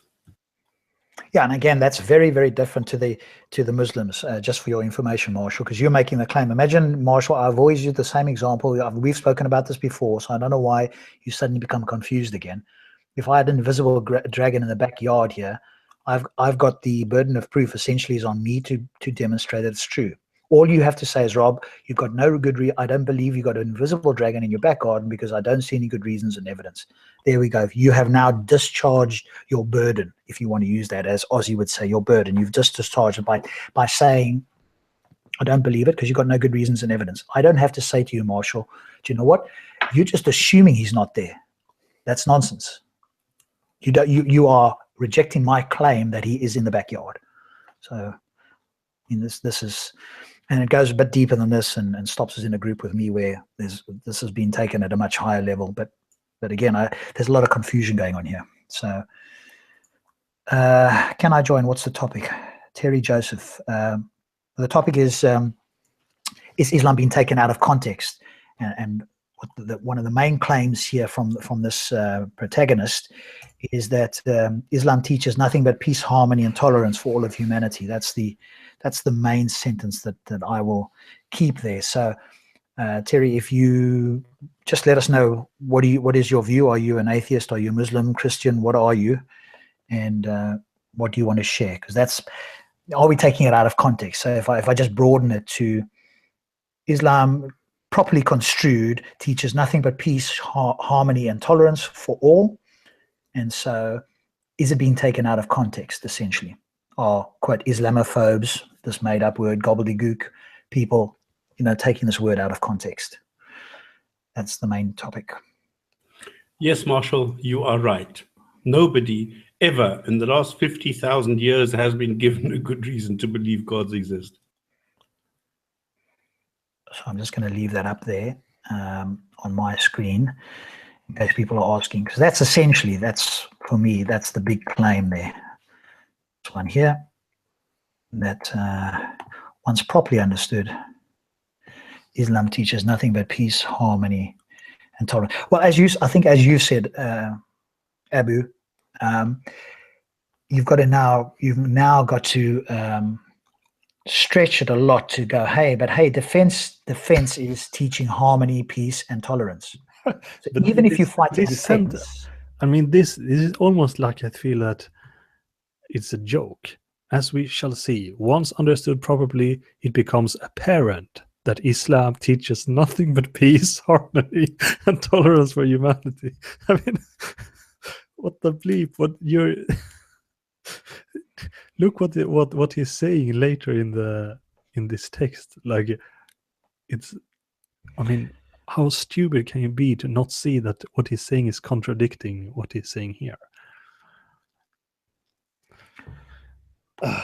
My goodness. So there we go. There's my Facebook. So if you want to join in, particularly if you are a Muslim and you feel that Islam does in fact teach nothing but peace, harmony, and tolerance, then there's the link. You can add me as a friend on Facebook, and I will send you the link to join the chat.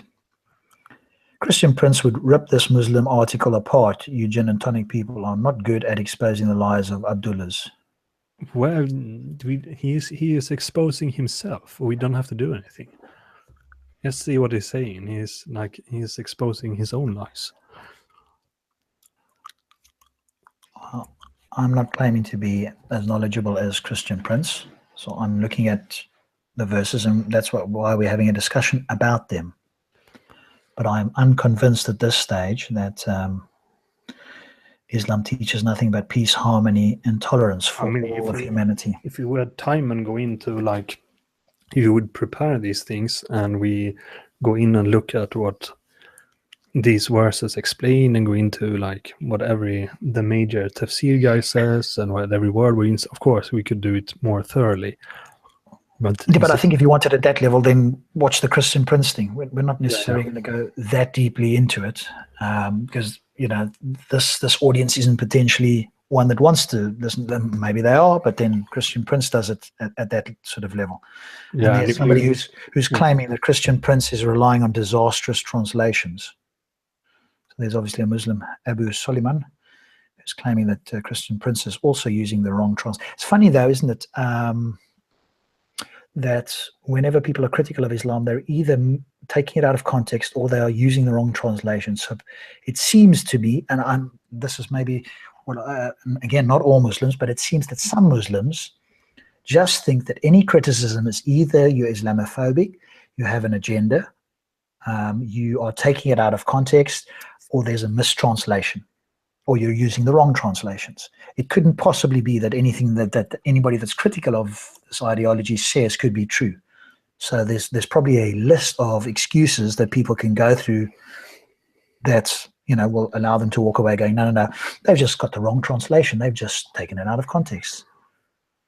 Somebody's obviously sat down, I would imagine, and gone, hey, what excuses could we have here? What can we get people to say that'll make them feel okay when criticism comes, especially if they can't answer it?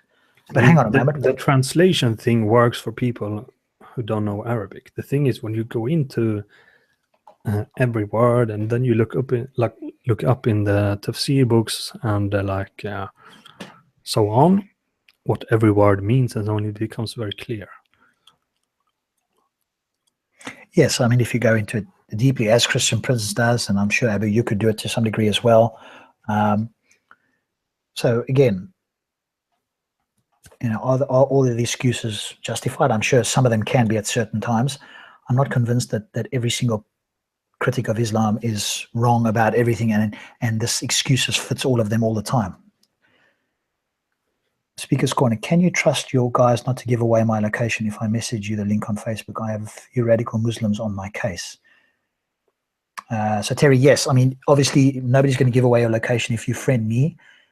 I will keep it, and all I will do is give you the link. You can join with whatever avatar and whatever account you wish.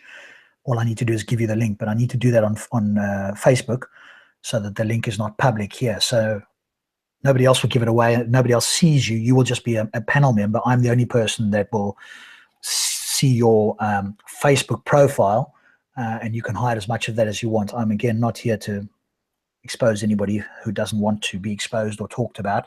But if you want to join, then you're more than welcome to friend me. And just as a tips, like invest in a VPN, then you can't see it. Yeah, but I think nobody can see it anyway, other than because obviously in order for him to get the link, he needs to friend me on Facebook.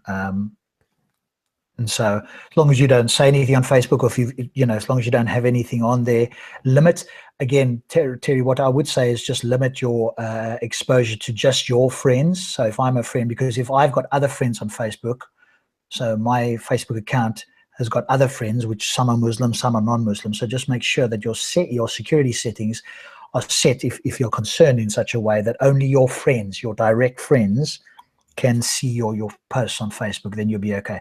If it's friends of friends or acquaintances and all that sort of stuff, as far as I understand, then more people can look you up. Of course, if your name isn't Terry Joseph on Facebook, that's even better, because nobody would know who you are. So, and a lot of people that do join will have one name here in YouTube and will have a completely different name in Facebook. And so I don't reveal the Facebook name. I will speak to you with the name that you have here in the YouTube chat. I won't speak, or I won't bring up your name that's on Facebook. So that's another way you can hide your identity if you need to. So Pierre, what's your thoughts? Pierre, you've heard a lot of this so far. What are your thoughts if you had to sum up what you've heard and the discussion that's happened? I look always at the goal. What's the goal of the religion? And I have not much knowledge about it, and it's only in a Hadith I read. I cannot even say which one it was. But the goal of Islam is to bring Islam to all the people. And even after that, when the whole world is Islam, there will be 73. The tribes is a wrong word, but I don't know other at the moment. So at the end there will be 73 tribes, and even then, only one of them will go to heaven. And that's, for me, it's a little bit ridiculous, because on the other side, people who thought they are good Muslims will go to hell, no matter what. And even the peaceful thing, the thing with the taxes, that you don't have to convert, I've also heard, I don't know really if it's true, you pay taxes for some times, but you'll be asked again and again to convert. And if you don't want, at the end, yeah, you have somehow to leave. I don't know. I will not say it how. That's the thing I find very dangerous. But I'm not sure what you're referring to there. Abu, are you aware of that? Excuse me. I have to Google it. 72, 3 tribes.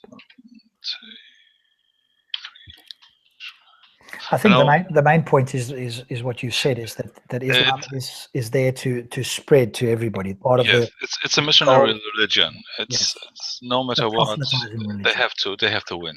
they have to bring this to the people, and the people who don't Yes. want to pay taxes for a while, and then they have to do it, or they have to go. But it's another word. What taxes do you mean? I Jizya. not mean the word. It's The jizya. No, jizya is not a Yes. tax. Jizya is not a tax. I call it tax. somehow. It's just giving money to not be killed. Yeah, exactly. It's extortion, not a tax. Exactly. Yeah. So Poll tax. What do you call it? Extortion. It's the mafia. There is a the word. protection money. yes. You're pressed to pay, but it works only for a specific time. Ransom, maybe? No. No, Try that's not the word. in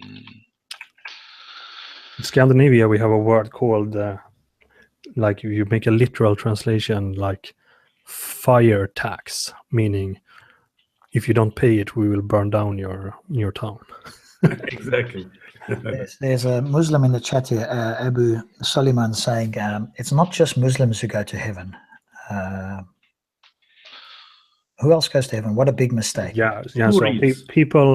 people that lived before Muhammad, that lived in the Of course. time of Isa ibn Maryam, and they followed Isa ibn Maryam, Jesus, meaning the Islamic Jesus, then they will also go to heaven. Yeah, but they were all Muslims, though. Everybody was born as a Muslim. Yeah, they so- were Muslim. They had the same religion, although slightly different laws, according to Islam. Well, if everybody's a Muslim, then only Muslims can go to heaven. No, What no, he no, really no, no. means is No, it believers the or logic is disbelievers? different. The logic is that if you are born a Muslim and you do not profess otherwise, you remain a Muslim and you go to heaven. But as soon as you go and profess otherwise, then you lose it. So what happens Yeah. about those people who don't care about religion or have never heard it? There's actually a hadith about that, like some tribe somewhere in that never heard of Tawheed and so on. So on the day of judgment, they will have their own trial. Like I think the hadith says something about that there will be a fire or something, and then God says to them, or some angel or something says to them, jump into the fire. And if they jump into the fire, they will go to paradise. And if they don't do it, then they will go to hell. Yeah, but there's also the other one which goes and looks at the deeds. Mm-hmm. Can you show me that hadith? Don't remember that hadith. No. Okay. But the point is, and even if you're born a Muslim... Hang on. It's in the Quran. It's in the Quran. It's in the Quran. The Quran has, look up deeds. Hang on.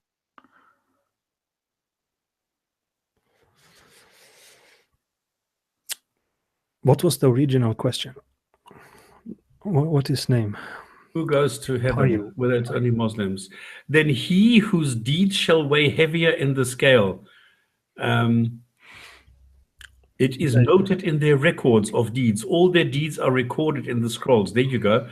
Everyone is hostage to one's deeds, and so befitting recompense for their deeds. So it's 78, 27, 20. Okay. So I can say quickly, that refers like deeds only count if you are a Muslim. So if you're not a Muslim, your deeds don't count. So I thought deeds count when you are not a Muslim and you've never heard about this. no. No. They don't count. They're screwed. Okay, then I got it wrong. I mean, you don't get it wrong, but like this is what the main aqidah. Doodly dude. What is this? Ummah. The Muslims. Carry on, Abu. No, what is it supposed to say? Somebody attempting to make a joke in the chat there. What's the difference between an atheist and a monkey? The monkey has a brain. Oh, that's so funny. Oh, I did say somebody was attempting. Who was No, actually, Cool tech. turns out that Wow. atheists have brains too. It would be rather difficult to speak otherwise and do things. Joseph, I haven't got a friend request from you yet, so I don't know if you still want to join or whether you want to friend me on Facebook. I haven't seen anything come through from you, just in case you are listening. What is it? The Muslims will split into 33 sects, and only one sect will go to Jannah. Yes, so this is like there is a bid'ah, like there is invention, and so like I don't know if it mentioned the whole. Yeah, it mentioned. From Anas, the messenger of Allah said, the children of Israel divided into 71 sects, and the Christians divided into 72 sects. And my ummah shall divide into 73 sects, all of them being in the fire except one sect. Okay, so what is this one sect? This is the sect that are upon what I am upon, meaning the Prophet, and what my Sahaba are upon. I don't know if it mentioned it. Okay, it's very small. We can't really see that there. The point is, I've mentioned this hadith many times. The sect that all 73 sects will go to hellfire except one, and the sect that will go there is the ones who are following the Prophet Muhammad and his companions. There's another. This one is a little bit more funny. What's the difference between a monkey and a Muslim? ... Nothing. Ha ha ha. Ha ha ha. Somebody put that in the chat. That's quite stupid.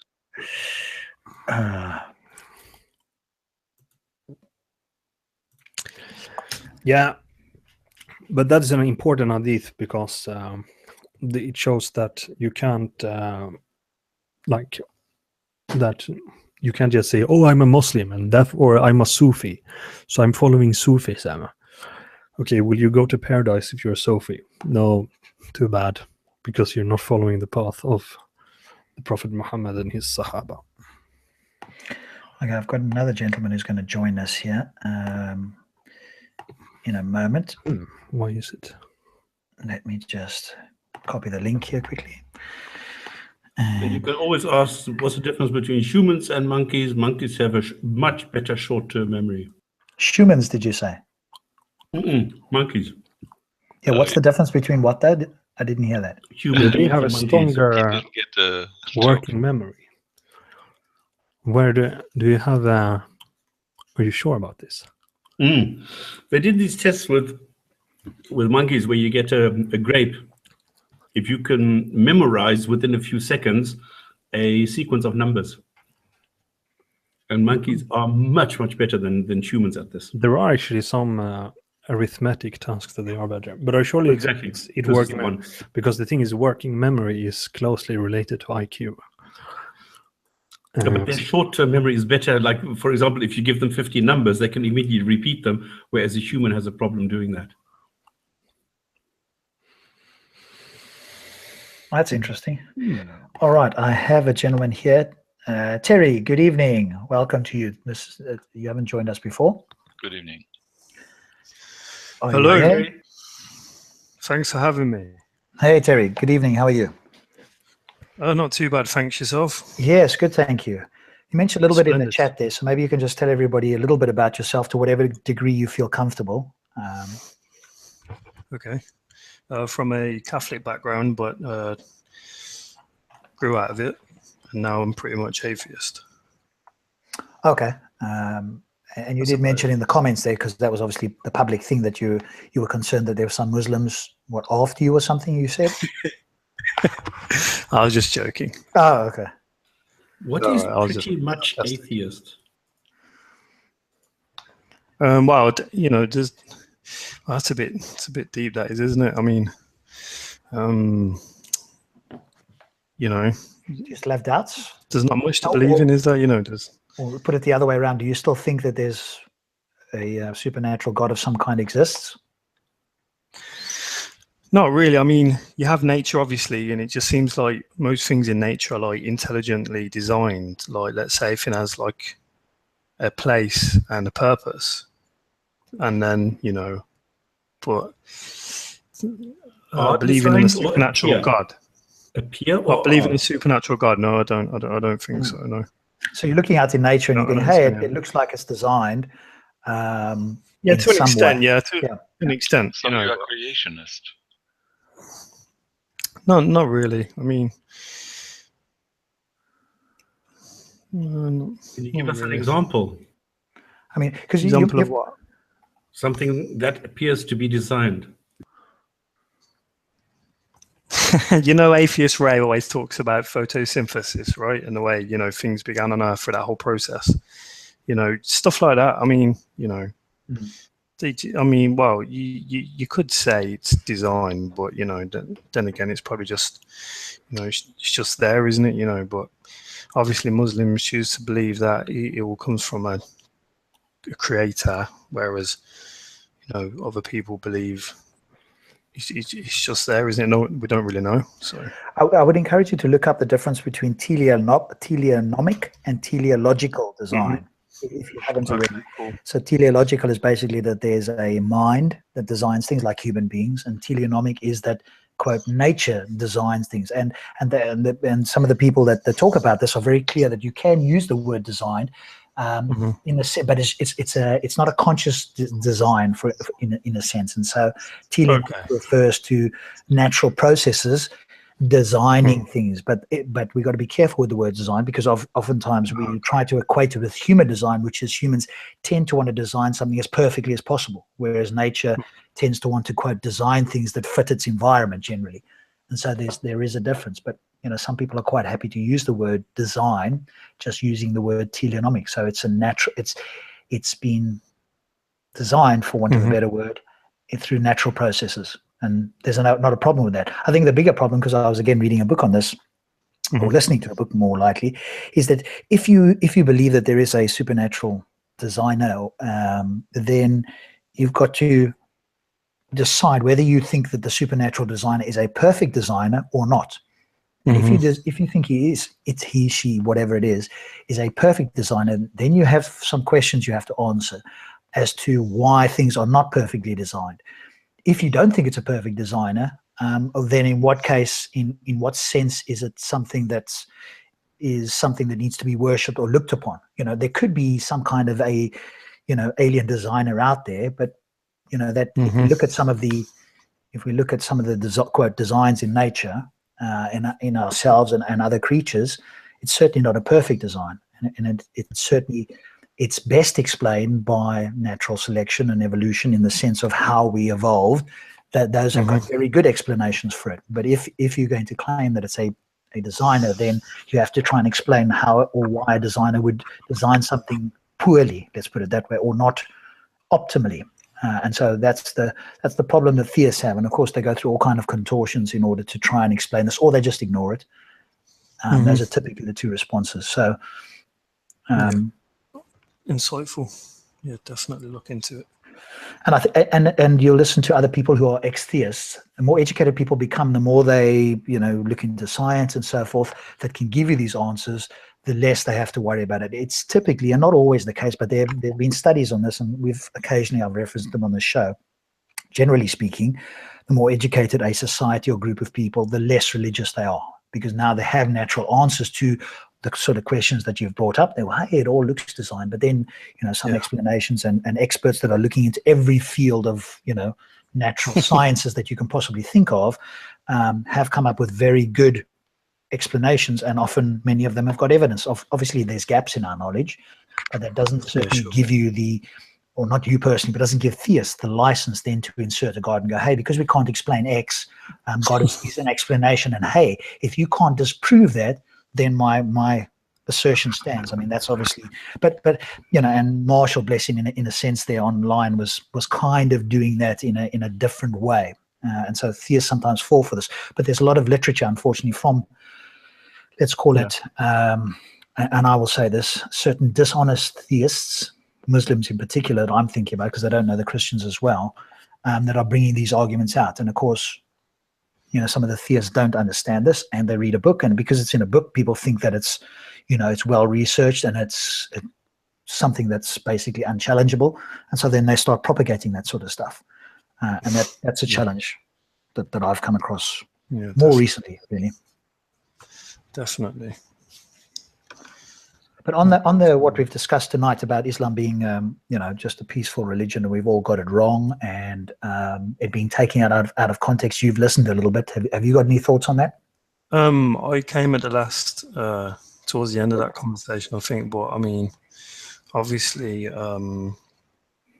Islam clashes with, let's say, Western ideas, Western civilization. Obviously, it just clashes, doesn't it? So. Yeah, I think for me that's one of the biggest things that is problematic for me. There is a collision with modernity, a certain Western modernity, that Islam is not weathered very well, and so now you get all kinds of contortions and apologists trying to make it appear that it is compatible. And of course, if you look at the Middle East and some of the scholars and so forth, they've got no problem saying that jihad is an offensive jihad. But over here, as Abu's pointed out, people will try and say, no, it's only defensive. Never, ever do we attack anybody unless we are being oppressed in some way. Unfortunately, what they, and that sounds wonderful if you're in the West. Well, hey, this is a religion that will only defend itself. Of course, when you look into it a bit closer, as we've just done a little bit of tonight, you also recognize that they can use the word oppression or anything like this to mean almost anything they want. And so if you're not following them, I could be potentially oppressing Muslims or people who would otherwise become Muslim. And so, or Sarah, for example, for, insulting the Prophet, that's an oppression of something that I hold dear. And I have a right then to defend my oppression. And so this could just be used in any example you want it. I agree. I mean, if you feel oppressed by cartoons, that's such a thing. So you can make a war about a cartoon. What do you think of that? Do you think it's justified? No, I'm doing cartoons on my own. So about it, I don't know. I don't want to advertise it, but I have a channel where I'm making fun of are you every religion, and I have to the first comments when I make my first so-called Muhammad cartoon or relating to Islam. My friends commented, "Oh, do not afraid, you'll get your head off, and are you crazy to doing this?" And, yeah, what can I say? Thanks, fair enough. Oh no, I didn't know if you was Muslim or what at first, but yeah, I know where you're coming from now. No, none of us here. We're all non-believers, at least, if not all atheist. Come on, great. Muslim is going to cut your head off. Yeah, I believe in justice. I think it might have been the Netherlands. Was it in the early 2000s maybe? And Theo van Gogh. Someone was killed, wasn't they? Someone was killed in the street for making a cartoon. Yeah, the guy that Stops mentioned there. Yeah, that's it. Got you. Yeah, it's pretty extreme stuff. I think the big thing that we find hard to not to believe, because obviously people do act and say it, but hard to accept, is how people feel that they've got a greater affinity with Muhammad, that's putting it mildly, than with their own parents, the family that raised them. So they think more of Muhammad than they do of, Well, the thing is that it's quite strange that if you are in a country which is a Muslim majority country, because I was in a hotel, a civilian hotel, being attacked by the Taliban simply because they didn't like that we were non-Muslims. Okay, so this is also something how peaceful they are. But then immediately it goes into, well, these were not really good Muslims. These were bad Muslims, and they were being un-Islamic, and that's why they attacked you. Can I just say this thing about loving the Prophet more than you love their parents? I mean, we have a country today, the Democratic People's Republic of Korea. There you also are taught you have to love the dear leader more than your family. Yeah. I mean, at Speakers Corners, there are many Muslims who claim the same. Like, I forgot the name. Who told, I love the Prophet more than my mom. Yeah, absolutely. They have to do that. You have it's to. Pretty crazy. Yeah, just a separate quick question here from the chat. Somebody was asking me, what's Rob's thought on theist scientists? That's all, not rocket science, mate. So I guess what you mean is what do I think of theistic scientists? I think as somebody can be a scientist, and separately be a theist. You know, it's like you can partition your brain to go and do natural science where you're not bringing God into it, presumably. People like Francis Collins, Ken Miller, to use two famous examples in the US, and probably many, many more around the world. I even saw a Muslim, like a conference debate with a Muslim evolutionary biologist who was fully on board 100%, not 99% like some Muslims are. Hey, we accept evolution, we just don't accept human evolution. This Muslim accepted human evolution. So yes, there are plenty of, quote, theistic scientists, but it's like a partition in your brain. You can go and do your naturalistic sciences where you don't have God, and then you'll go back to the mosque or to the church or whatever and believe in a God. And that's like just shows us that, from my point of view, there's like a cognitive dissonance. There's like a split in your brain. Same thing with Isaac Newton. You know, he developed calculus and various other amazing things. If you listen to what's the cosmologist's name? What's that black guy's name? Not Lawrence Krauss, his buddy. That talks a lot on cosmology. Claims he's an agnostic. Tyson or yes, Neil deGrasse Tyson. Yeah. He just raves about Isaac Newton. He reckons he's the smartest human being that's ever lived, bar none. By 26 he'd invented calculus, the Newtonian laws, etc. At the same time, he was a heretical Christian by today's standards. He believed in alchemy. He was trying to fashion metals to make gold. So it just shows you that you can be a genius. At the same time, you can also have crazy ideas. They're not mutually exclusive. Thank you. Yeah, Neil deGrasse Tyson. So you can have mutually exclusive ideas going on in your brain. You know, that just shows the power of the human brain. So I don't have a problem with somebody claiming to be a Christian scientist. If they in fact do science, not a Christian version, but they're doing science, they can be a scientist. But then if they go to the church, I would suggest there's a cognitive dissonance there. How can you do science where you don't involve God and then go to the church? But you'll probably find with those sort of people, it's not so much about the natural world. They have a problem, like Kent Miller, Francis Crick. What they generally is, there's an emotional appeal and there's a moral appeal. And those Wait a minute, Francis Crick? Not Francis Crick, sorry. Not Francis Crick. What's his name? The head of the genome in the US. He's quite famous. He knelt down in the dewy grass. I'll never forget that. He knelt down in the dewy grass when he saw a waterfall split into three, and he thought that was the Trinity, and that was his reason for becoming a Christian. Now I talk about critical thinking. I mean, there is a man who helped sequence the genome, who was head of the Genome Project, an incredible guy, you know, probably one of the smartest guys around, still living today, etc.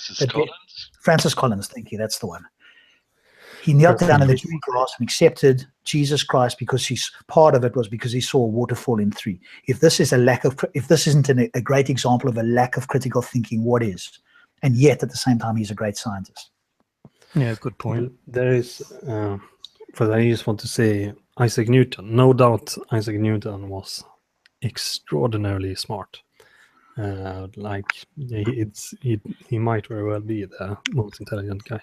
But the thing is, Isaac Newton lived in a period where, like, atheism was almost unheard of. So, like, it was a very different time. Yeah, I've made that point as well. You know, if you look back in history, atheism was a very dangerous thing to profess a non-belief in God, whether it was Christian, Muslim, or anything else. And in fact, Christianity, a few centuries ago was a lot worse than Islam. Yeah, you wouldn't openly profess to be an atheist. It was very, very dangerous. So there probably were quiet closet atheists who professed their Christianity, who went to church, who went through the motions, but didn't believe any of it because it was dangerous not to do that. Fortunately, today in the West, at least, that was not the case with Isaac Newton. Isaac Newton, he was like, one other thing that is funny about Isaac Newton is that he was most likely a psychopath, so he was a very nasty guy, especially in the late part of his life. But he had another heretical belief, and he had his aqidah, or his worldview, as you call it, was similar to Arianism. So he, despite that he lived in Trinity College, he didn't believe in Trinity. His view on Jesus was actually more similar to Islam, funny enough. But he really he spent more time with like researching Bible and mysterious ancient stuff than he spent with mathematics and physics.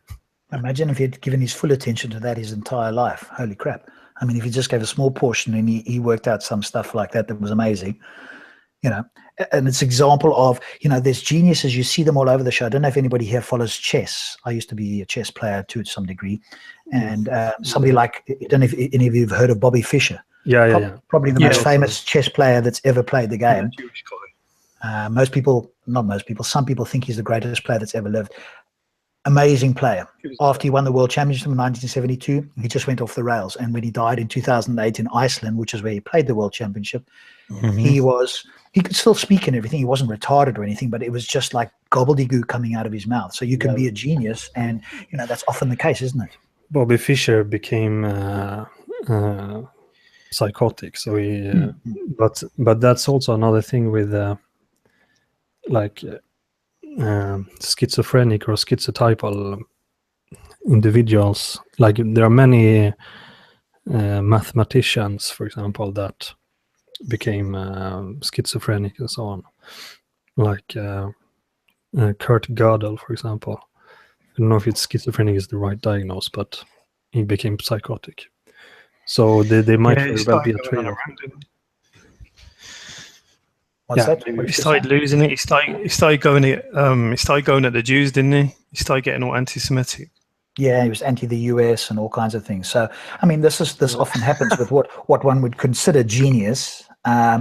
Genius is a very narrow area, and then in other areas of life, some geniuses, some amazing people are just otherwise you'd think of them as crackpots. But it's not that weird, because if you think about it, what's like schizophrenic people are overly sensitive for kind of pattern recognition. So they see patterns even where there is not any patterns. So if you think about a game like chess that is almost entirely mathematical, then or it is mathematical, then like the guys that I don't think it is a coincidence that so many of the greatest mathematicians of all time were schizophrenic. Also, Albert Einstein's son, I think, became schizophrenic. So he probably had the genes. So I think schizotypal people are overrepresented among mathematicians and stuff like that. Stops. Quick question for you: are you monitoring the chat there? Because obviously somebody, Hand of Stone, is saying something. What's this? What's the claim there? What's the assertion there? Yeah, I'm sort of going there, but there's nothing being asserted at all. Oh, okay.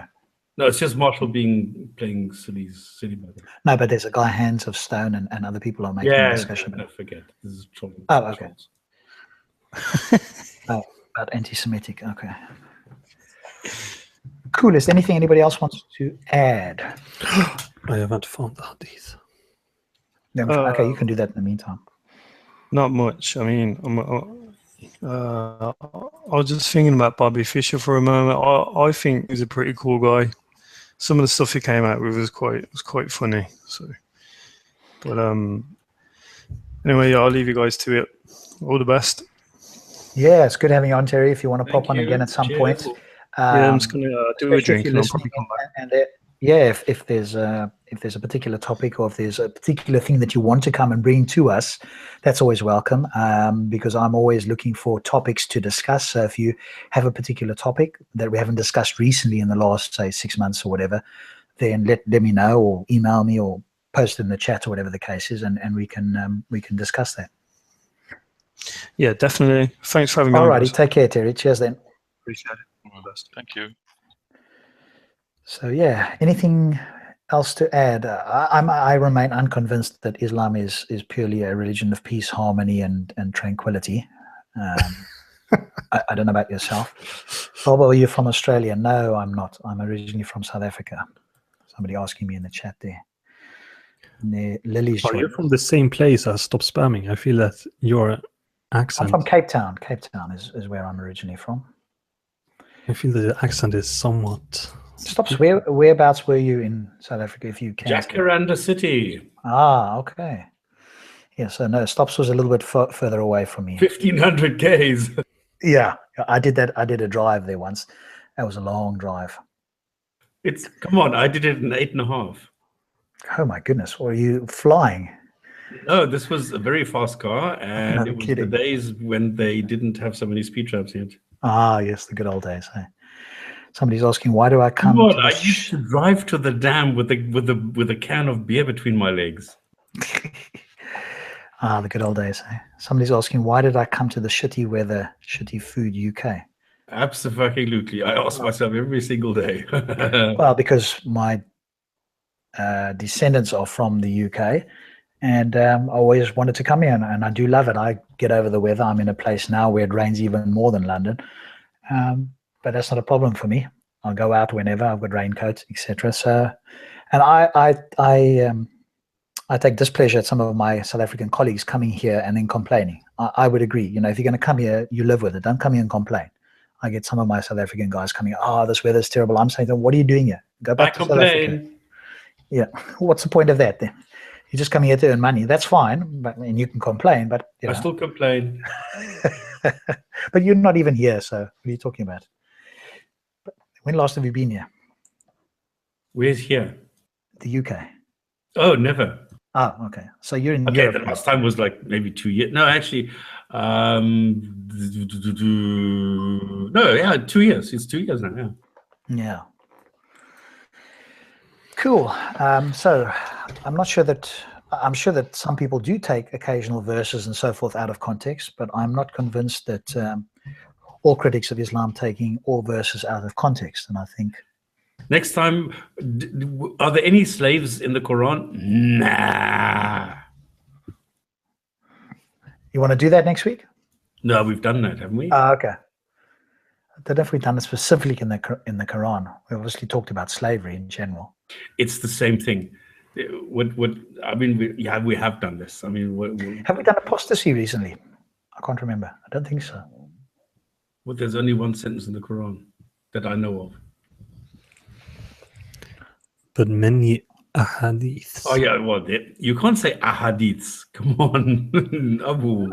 Actually, ahadiths is one thing that Westerners often says wrong. The double plural. No, the ahadith is only to a certain number. But anyway, that's not. Doesn't matter. Okay, yeah, but there's a lot of hadith and there's a lot of narrations by the Prophet. Peace and blessings be upon all of them. Where he says, kill them. If this happens, kill them. If this happens, kill them. It's just that every time somebody says it, well, actually, no, it's not really that one. And as soon as you go to that one, well, that specific one is not authentic, even though it's been declared authentic by all the scholars. But then this one is not. It's the same thing. It's apologetics. The thing is, though, it allows some Muslims to, I'll just use the term, sort of sleep soundly at night. As long as it hasn't been refuted, absolutely, quote unquote, that allows some, if not more than some Muslims to sleep soundly at night. Yeah, what do you mean refuted solid? I mean, there are still people, there are still Muslim apologists who are saying that there is nothing in the Quran that goes against science. And they will say this until the day they die. And this has been refuted solid, and they will still say there's nothing in the Quran that is against science. They just repeat this. Oh yeah. So that sort of a claim obviously can be tested, but there are Muslims who are moving away from that. So fortunately, you know, as we've talked about before, Bouquet and Moore have done a lot of damage, and we've wasted countless hours and time refuting that sort of stuff, which we wouldn't have had to do had they not been on the scene and the guy that got them involved and all that. I mean, maybe somebody else would have come up with it, but that's how. But some of the Muslims are just, they avoid that sort of thing. So yeah, but now I'm doing the Subur thing, and let me tell you, there's a lot of bull dust out there. There's a lot of Christians who are doing this, and now the Muslims are copying the Christians like crazy. Say again, like? Muslim apologists like Subur, yeah. And I'm going to show this in the video, that he is specifically going to one point, and the only reference I found to that was the Discovery Institute, the creation think tank in the States, in Seattle. Yes, yeah. They copy this from the Christians because they can't think of these things themselves. So they're trying to somehow find a tiny little mistake that they can go and say, well, hang on, there's something to think about. Evolution, the theory of evolution is not perfect. And there is so much bullshit out there. Like the best sentence I have read in the last week, and this is the best one, they really have the audacity of putting a theory above the facts of the Quran. Yeah, where did you get that from? Where was that? This is one of the apologetic sites where a Muslim says this evolution bullshit is a total hoax. Even the Western atheist scientists don't believe in it. Everything is stupid. How dare they? And you can see how desperate they are that they're putting a theory above the facts of the Quran. Yes, and other people in the group that we're in are trying to do it from a philosophical. So there's some people who are trying, or who are starting to, or who are already trying to study the philosophy of science, because all they want to do, I mean, they've been, in particular the I-era guys, they've been crushed by smarter people than myself from an evidential point of view. So they are not going with evidential arguments. They've given up. They've just given up the white flag to evidential. So what they're attempting to do now is, all they want to do is show that that the naturalistic approach or the scientific approach is not absolute. As long as they could do that, that gives them, but then and this won't work, of course, and somebody's under pressure about this at the moment. They want to claim that no, but the Quranic ontology or epistemology is superior to science. that part of it, they'll get buried on that. But what they won't get buried on, and we are happy to, well, I'm happy to admit it, is that science isn't absolute. But I've never heard an atheist or a naturalist or anybody else claim that it is. So I've got no problem making that claim. But obviously what they want to infer then is, hey, well, if science isn't absolute, that means that there's a possibility. They never use those words, but in the back of the mind, what they want to go is, hey, then there's a possibility that the Quran is in fact correct. And if we just wait, then hopefully science will change its mind and it'll match up with the Quran. The moment it does, then they'll jump on science. Hey, look, show science now. The moment it doesn't, hang on a moment. You know what? Science isn't absolute. And therefore, we are justified in falling back on the Quranic ontology or epistemology, because that's a stronger claim. I've heard it this week as well. A deductive argument, you'll always take a deductive argument over an inductive argument. Now, I'm not a philosophical expert, and we have got Pio on here. Maybe, Pio, you can get into this. But this sort of a claim, and somebody was in the group that with Stops, has gone into this in a lot more detail. This is just... I'm not even an expert. This is just nonsense, but they are targeting people who do not know any better. And so, they claim that a deductive argument is superior. And so, hey, do you know what? If science is inductive, then I am justified in falling back on the Quran because it's deductive. This is the sort of nonsense that's being spoken at the moment. But most people don't know what those words even mean. And if a Muslim says it with a lot of confidence, then they go, yep. And I've heard somebody try and parrot that back again. Unfortunately, they weren't challenged on this. And none of these Muslims have been challenged on this.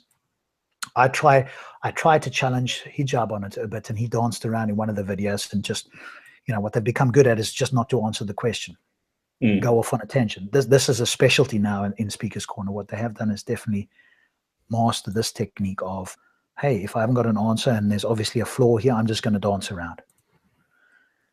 So, yeah. But somebody was asking you a question here. Stops, I think.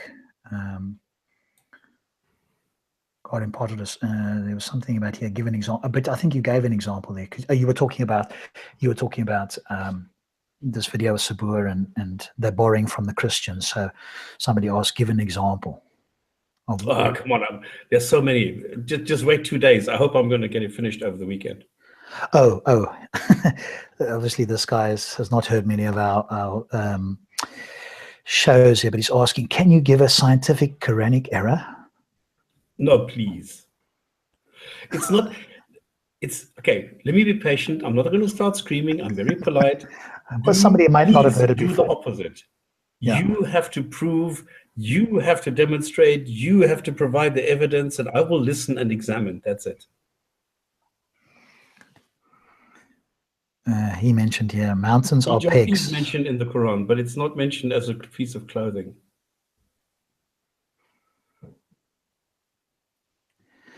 And answer is not miserable. He's having fun. He just looks bored. He's so good at this. Who's this?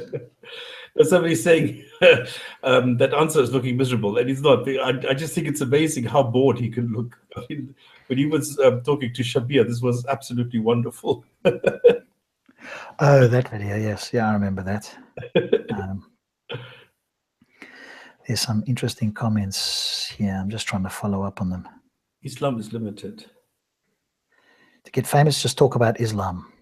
Everyone is on it. That's bullshit. Nobody cares about being famous. What I personally care about is what's true or likely true. And if Islam disappeared tomorrow, I think that would be a good thing, and I would be talking about something else to find out what is true or likely true. Maybe it would be Christianity, maybe it'd be a Scientology, whatever the next challenge is to human kind advancing. At the moment, Islam is certainly a major obstacle to the human race moving forward.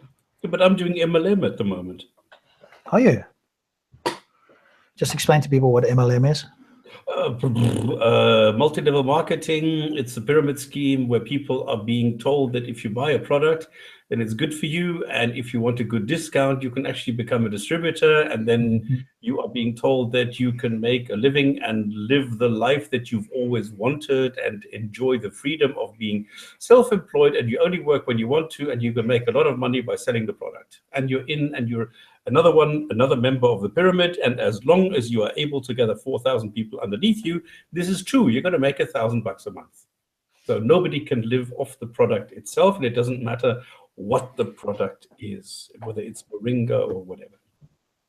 Yes, I've got a family member who's involved in that. Yeah, this is why I'm doing this, because I've got 3 who are now going into this, and I thought, yeah, boys, come on, let me show you the other way around how to do that, because the whole trick is how much income do you need a month, and how many pieces or bottles or grams or kilos of the stuff do you need to sell to do that?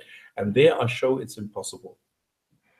Yeah, and it's just a recruitment thing. You've got to recruit people underneath you, and the whole passive income thing just doesn't work. That's what I'm going into. I'm doing 3 parts. It's the first part is introduction, what it is, description. Number 2 is what the products are. Those 2 are finished, and now the third one is the business side of things, and there I'm like 2/3 done. Yeah. Here's a question here, or here's a comment here. It's pretty simple. Talk about Islam and get views, because Muslims will watch the video. No one actually cares that much about Islam. It's just a way of getting traffic. Well, Muslims care about it, and I care about the effect that this ideology has. As I've said many times, if all Muslims are on the Antarctica, or they all moved to Australia, and the rest of us didn't interact, and we were on the other continents on the planet, I would not care, literally. Well, I would, in the sense that I think people would be abused, and there would be, that sort of thing. So there'd still be the humanity in me. But essentially, if Islam did whatever didn't affect the rest of the world, then I'd be less concerned about it. But unfortunately, it has a rather large impact and continually seems to grow, because people make these sort of comments about Islamophobia and all this sort of stuff to try and shut people up. Obviously, it doesn't work with us, but there are some liberals out there that get scared crapless if they get called any of these names, and so then they run for the hills and stop talking about it, etc. And I was once asked why I do this. The reason I gave: self-defense. Yes, yeah. Give that in context. So just explain that a little bit in context for people. Oh, I thought that is a context. People, I was asked, why do I criticize Islam? And I said, I'm doing it as a self-preservation sort of methodology, where I'm saying, if I don't do it, Islam is eventually going to win, because it's the most brutal and most violent of all the ideologies, and because the people are so persuasive and don't care whether they're telling the truth and lying and whatever. So what I'm doing is I'm showing people, I'm educating people, I'm doing this just out of as a self-defense mechanism. Yeah, I agree with you in the sense of self-defense, in the sense of let's educate people, let's talk about this, because I wouldn't have known these sort of things 2 years, 3 years ago. I always was sort of, well, I won't say always. I was obviously Christian at one point, so I wasn't anti-religious, but I was like, okay, I don't see any value in religion in general, but I don't know much about it other than when I was there and I didn't believe any of it. But you're right. I think it's educated people more about what the claims are, what people say, like the apologist, than what is in fact true, and what other people in the Middle East would say, no problem at all. It's just here we've now got to try and make it sound good. Another claim here in the chat is God imparted a soul to a creature and converted it into man. It's a lovely story, Abdu Suleiman. Just give us evidence that's the case, because evolution explains man's evolution, essentially, whereas your claim is just magic, so to speak. So, yeah, provide the evidence. Science isn't the right tool to use to prove or disprove God. I love science. It is the best method to use to understand the natural world around us. Marshall, you fall into the same trap again. Be careful of this. There's a difference between science not being able to prove or disprove a God. It's true that science can't interact with something that's supposedly outside of this universe. But if this God, in fact, has intervened in this universe, which we've spoken about many times before, then science in principle can interact and find out whether, in fact, this God has twiddled the knobs or twirled his finger or done something. So makes it detectable. Correct. If it's detectable in this natural universe, then we can detect it through the methodology of science, in principle at least. So, yeah, don't say it's not the right tool to prove or disprove God. If God has just sat outside and looked at this universe and never interacted, then you would be correct. If he's interacted, brought a Quran, spoken to somebody, sent his messenger to speak to somebody, then that's something that we can look into. So that claim is not true. But, yeah, Marshall is an old, I'd say partly adversary, partly panelist, etc. So for those who are new, we know Marshall. He's been around for a little while now. Dude, I'm looking at pictures of Cape Town. Yes, it's a lovely place. Why did you leave? Highly recommend going to visit. Because I had an affinity with England. Obviously, my family members were born here, and so I'm like, yeah, I want to go back there. I feel like it's a place, and so I've obviously come back and been here many years now, and I love it. I love the diversity of people. Okay, the weather, but I'm used to that, and so I can't say I dislike it. It's no good complaining anyway. I'm not going to change it, so it's better to live with it, etc. Do I wish for a few more summer days? I've got a pad on the coast, and I'm getting rid of it now. Sorry, you're getting a what? I've got a pad on the coast, which I'm getting rid of. It's simply getting too much. It's getting stupid. Pad on the coast, as in South Africa, you mean? Yeah. Whereabouts, or you? Dolphin Coast. Wow, nice, man. Nice. Yeah, the right time of the year and so forth. That's great. Cape Town is the mother city. Nothing as beautiful as, so there's obviously somebody knows Cape Town as well. And just want to see if there's anything else. Otherwise, we can. Jan de Waal. Who else knows about this? What? No, I'm making fun. JDV must be Jan de Waal. Oh, right. What about the evidence for the Red Sea crossing? They cannot. They found chariot wheels in the Gulf of. Let's do that. They found chariot. Otherwise, we're going to have 2 hours on this. Okay, so let's.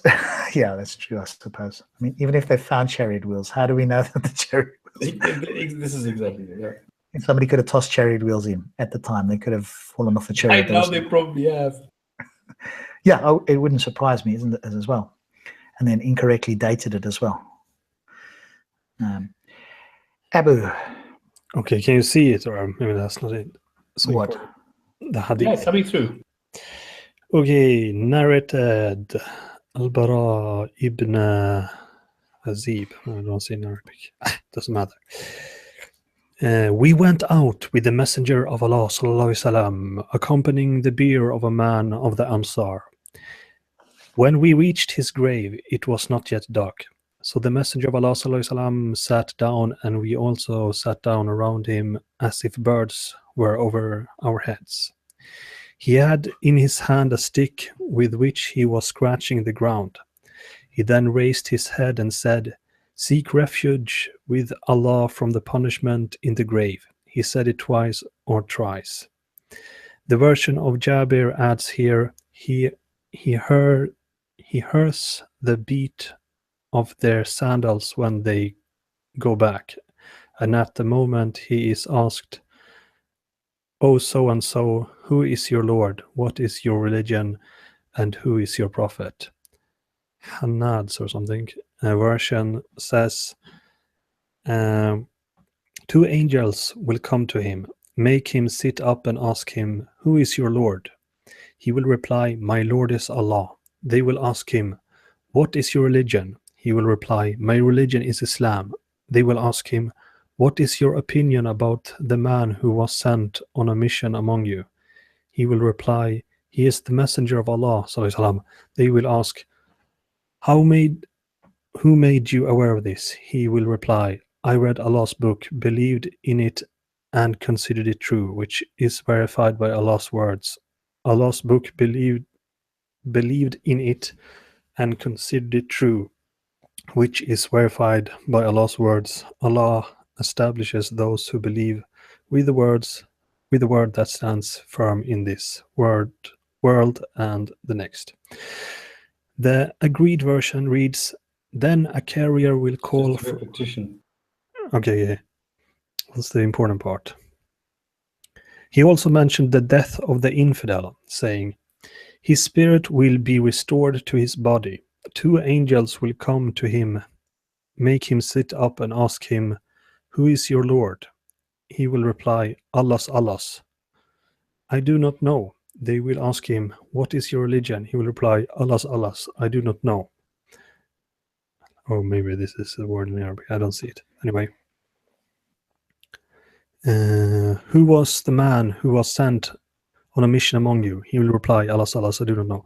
Then the carrier will call from heaven, "He has lied, so spread a bed for him from hell, clothe him from hell, and open for him a door into hell.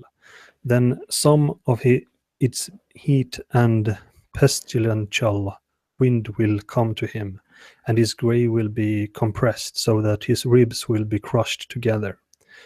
Jabir's version adds, "And who is blind and dumb will then be placed in charge of him, having a sledgehammer such that if a mountain were struck with it, it would become dust. He will give him a blow with it which will be heard by everything between the east and the west except by men and jinn, and he will become dust. Then his spirit will be restored to him." When you were reading that, Yeah. you said, I was like, alas. I was like, who the hell is alas? Yeah, Meantime, it's I must see what it is in Arabic. alas. I was like, okay. And then I looked to see what you were reading because I wasn't watching what you were reading. I'm like, who's this alas you keep talking about? A quick question for you guys. We might have covered it before. Why is it this we business? Why did they say we will look down? I mean, who's the we? Isn't it? Pluralis majesticus. Yeah, well, I have to see in the context. What is the we? We will look down. We will say this. We will say that.